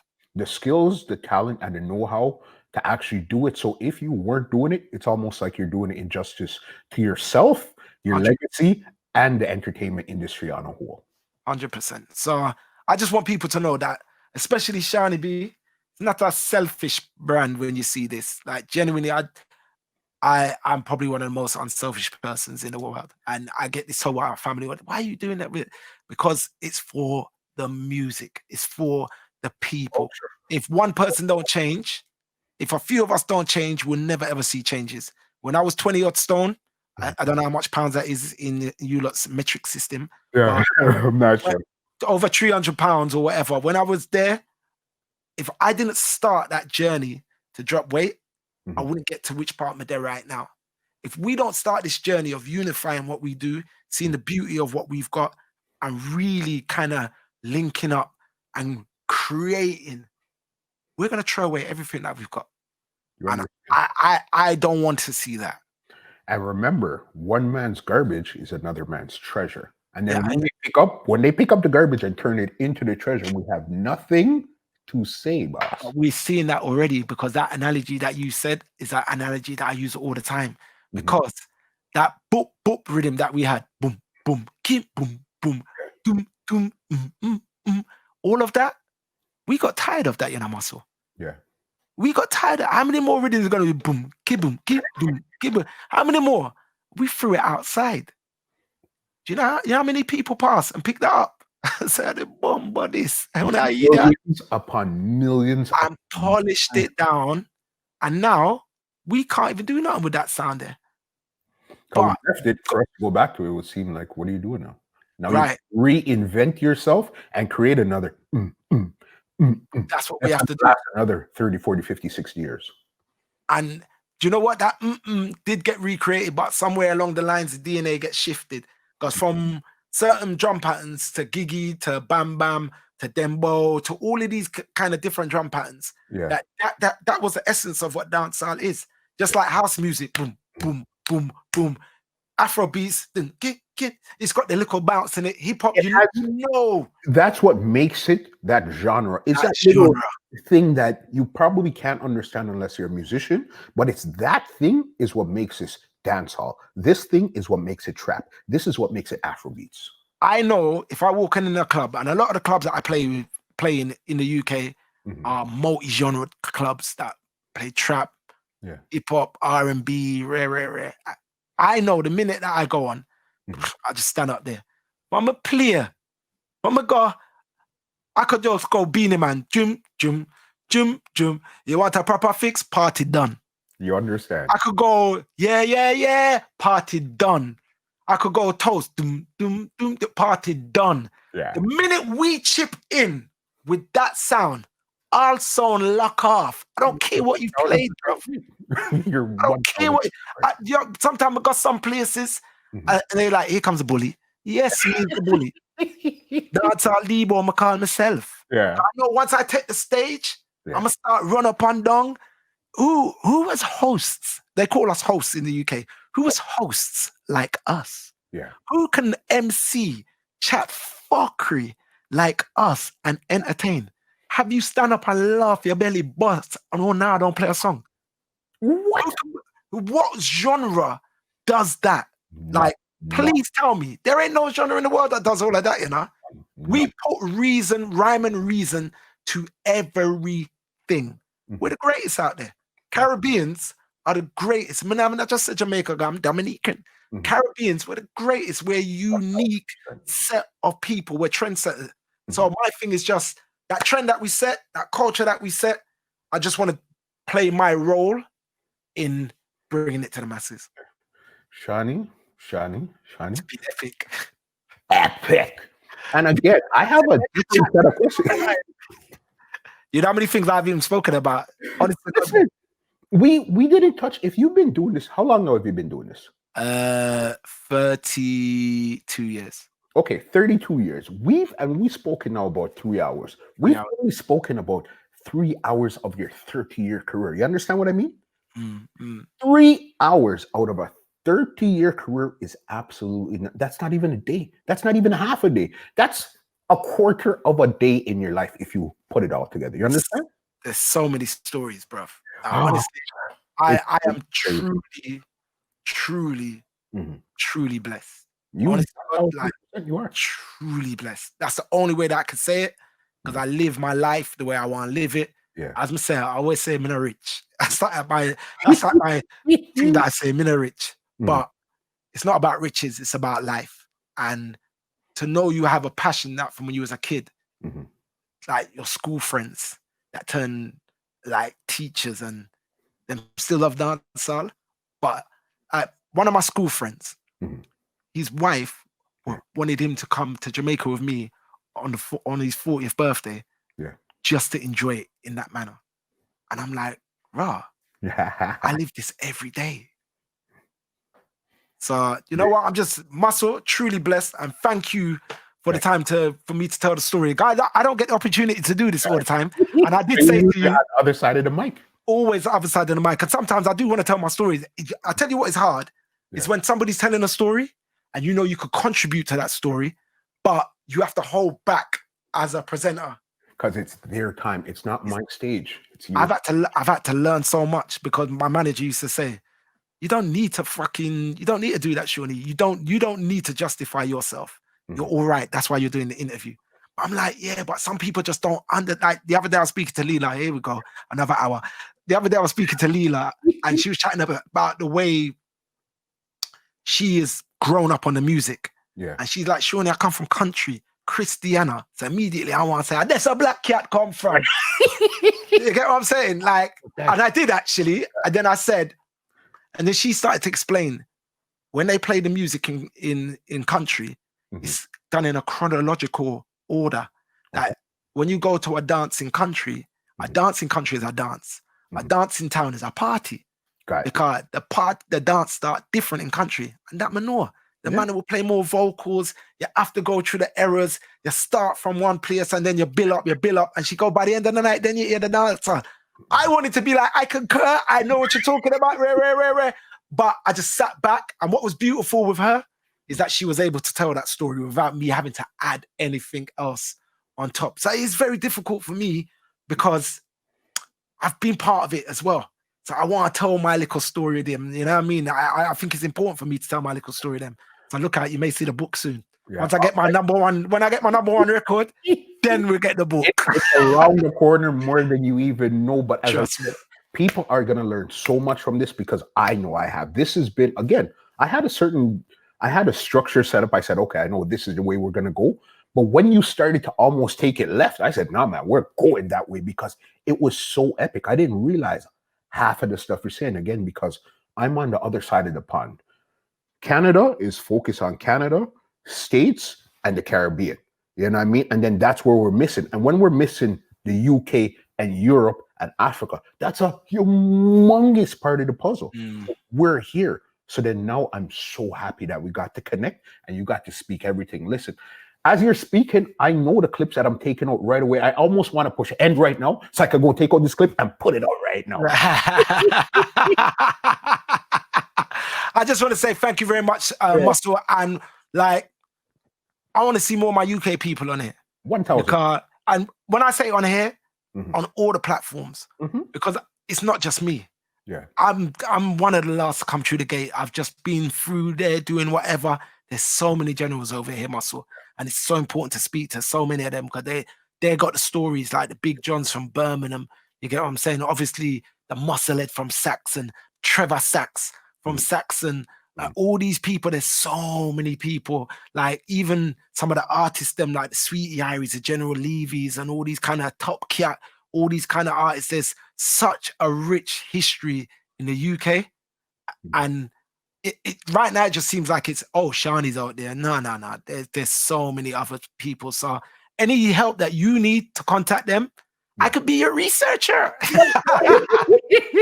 As soon as I push end, we're talking about some stuff right off the ear because Say again, no more. there's so, as you said, the world is so wide when it comes to this culture, entertainment, reggae, dancehall, soca, whatever you're into, it's crazy. But sometimes we get lost in focusing on, if we're gonna say sound, we get lost in focusing just on the Jaro, the King Addies, the Bodyguards, the Stone Loves, the Mighty Crow. But when you really look beyond that, you know what kind of history is out there, boss? Oh, there's so much history out there. And that's why I appreciate the Irish and Chin platform, because sometimes they talk about some sounds and I'm like, geez, you must have forget about them sound there. Like over there, sir, that's Nerdville. Like Train Spotter Anorak Heaven. You get what I'm saying? Like sometimes I'm like, Una really want to chat about that? Yeah. That's gonna change your life, you know, me G. But you know what it is? I get the passion. Yeah. I was that guy outside, like in Milton Keynes at the World Clash, just to get in there to hear Bodyguard play Clarendon, and then to hear Addies play the Ninja and Bonte and don't get the forward that I thought he was going to get, and see him take the plate off of the turntable and slap it on the ground. Like, yes, dog. The man, because he lost his voice. Yeah. And then man on the next sound had to chat for him. That year, I thought Babyface was coming to clean. I was an Addies fan, but a New York sound.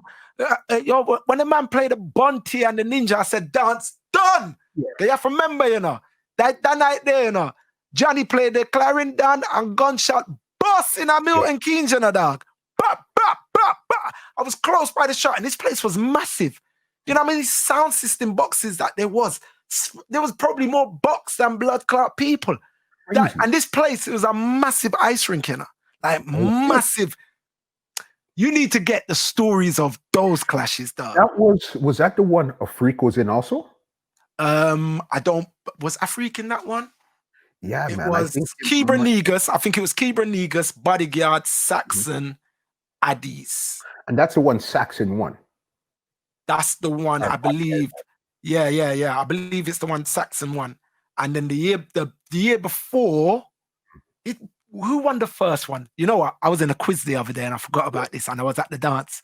Yeah. I think that was the one that Bodyguard, I think, could have won, because that's the year that he played the Yakety Yak, don't come back. Yes, one, if I remember good, Bodyguard won, and I think Saxon won. But Afrik was either in that first one, or you know what, Afrik could have been, you know what, I'll be honest with you, Afrik could have been in the first one. Even in the video, I've got the video in there somewhere, I'm on the video. But you would never, ever recognize me. You would never, ever. And that was holding like a rolling skating rink and all the rest of it. That took forever to get inside that dance. Like the second clash, I nearly drove home. There was thousands of people outside the dance, like hundreds and thousands. Security was standing up on the table, kicking people to get away from the door. Man, a fire shut outside. Yo, Milton Keynes was a mess that night, dog.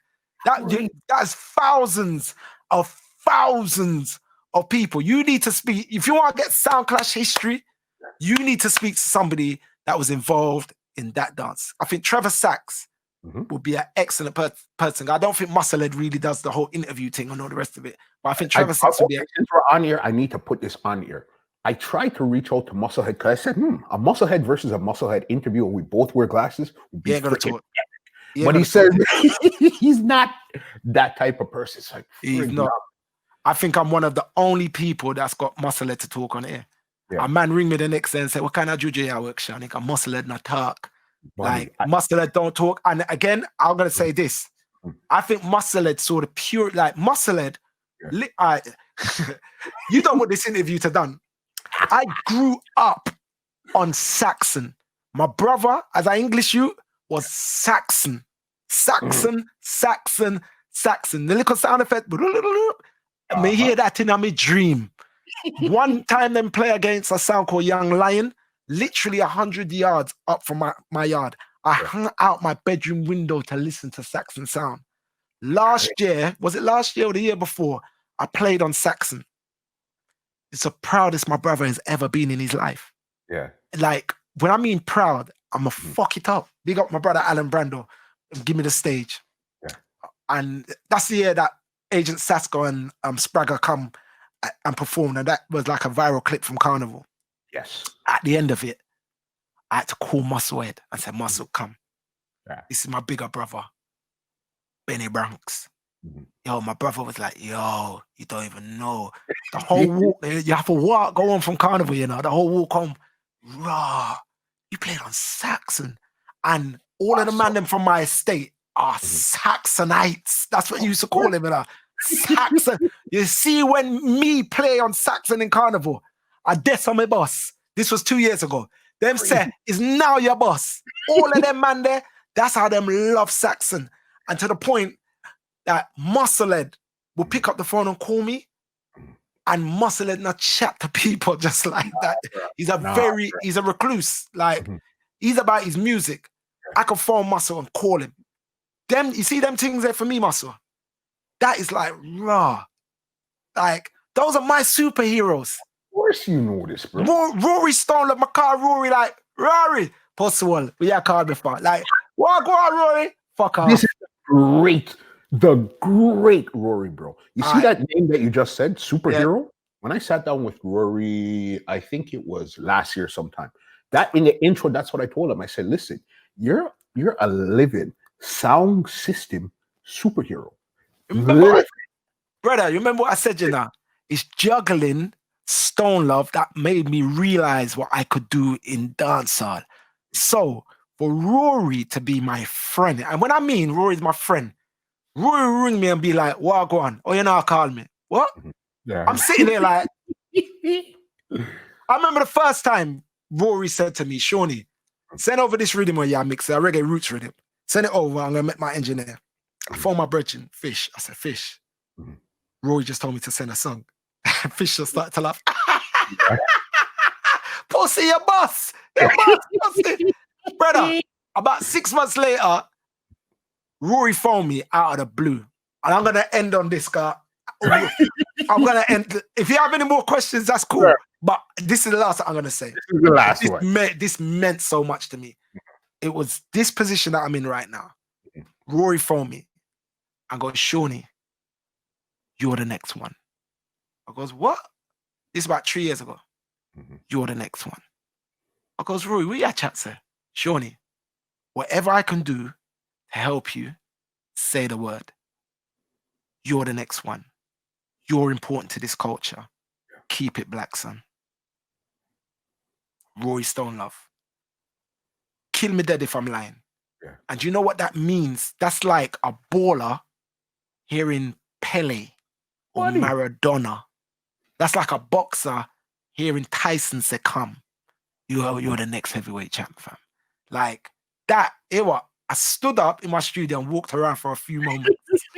I'm not lying to you. Like, I swear to God on my life, I was like, what was that all about? Rory phoned me and goes, whatever you need.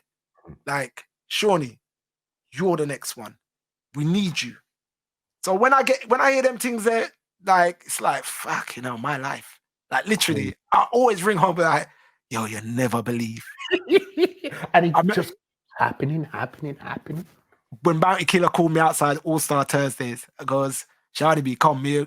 I hear that you got a song that you want me to do. I'm like, yeah. Who tell you? Jazzwad? Got Jazzwad. My amiga school him say, yeah, I think I Jazzwad or Marshall. Take my number. I don't care if I'm not a killer from before, but Killer said, take my number.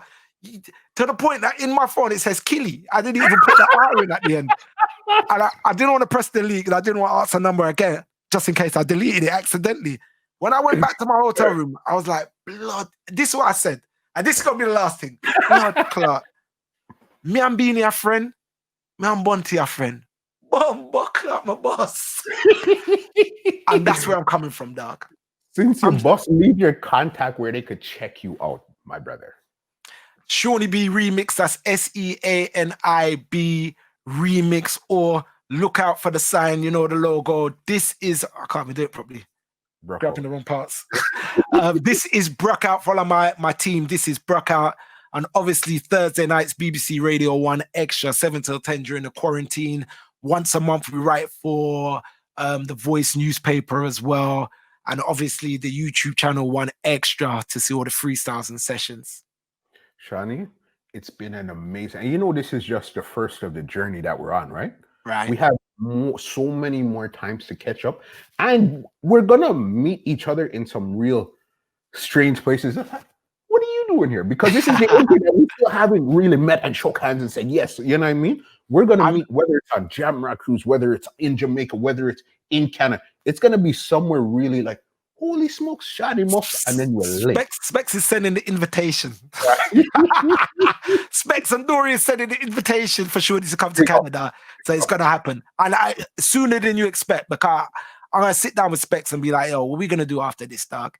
Like, if I'm coming to Canada, I've never been to Canada. If I'm coming, never ever been to Canada. So if I'm coming to Canada, I tell you, like, I tell you, I'll talk forever, you know. Do you know a guy called Papa Richie that used to be on a radio station over there? I think that's Ottawa or Montreal. Possibly, yeah. Toronto. Not Toronto, yeah. But it's like Ottawa, Montreal, Windsor, somewhere like that. I used to link with him. He used to press my records down there. So I've got my links over there, so and all the rest of it. So there's been interest before for me to come over there. But I think right now is kind of like the right time. And I think for me to come over there, I would like to go over there on a radio tour. And I think only Specs and me could do it. Because we're brothers. Like, real brothers. Sure. Big up Specs on the family. Specs the boss. Specs That's the my boss. brother. Seani. What was that? Alaba Shande. Alaba Shande. I still never got a clear answer. What the hell does that mean, bro? What does that mean? You know, some Specs are mad, isn't it? I don't think many people know Specs has got the frigging quirkiest side. Once he flips out, I don't know if it's Specs anymore, but yeah. Specs is, we live probably 15 minutes from each other. You know what I mean? That's my brother there. He's 5 minutes from my studio. You know what I mean? So big up. Seani B, thank you so very much. We got to connect and do this again. But yo, this was over 3 hours. Over 3 hours of content. Fire. Can't wait to put this out, let the people in here. Big up. Well, ladies and gentlemen, this is Muscle, and this has been another Two Line Music Hut's Entertainment Report podcast, and we are out. This podcast is brought to you by www.twolinemusichut.com.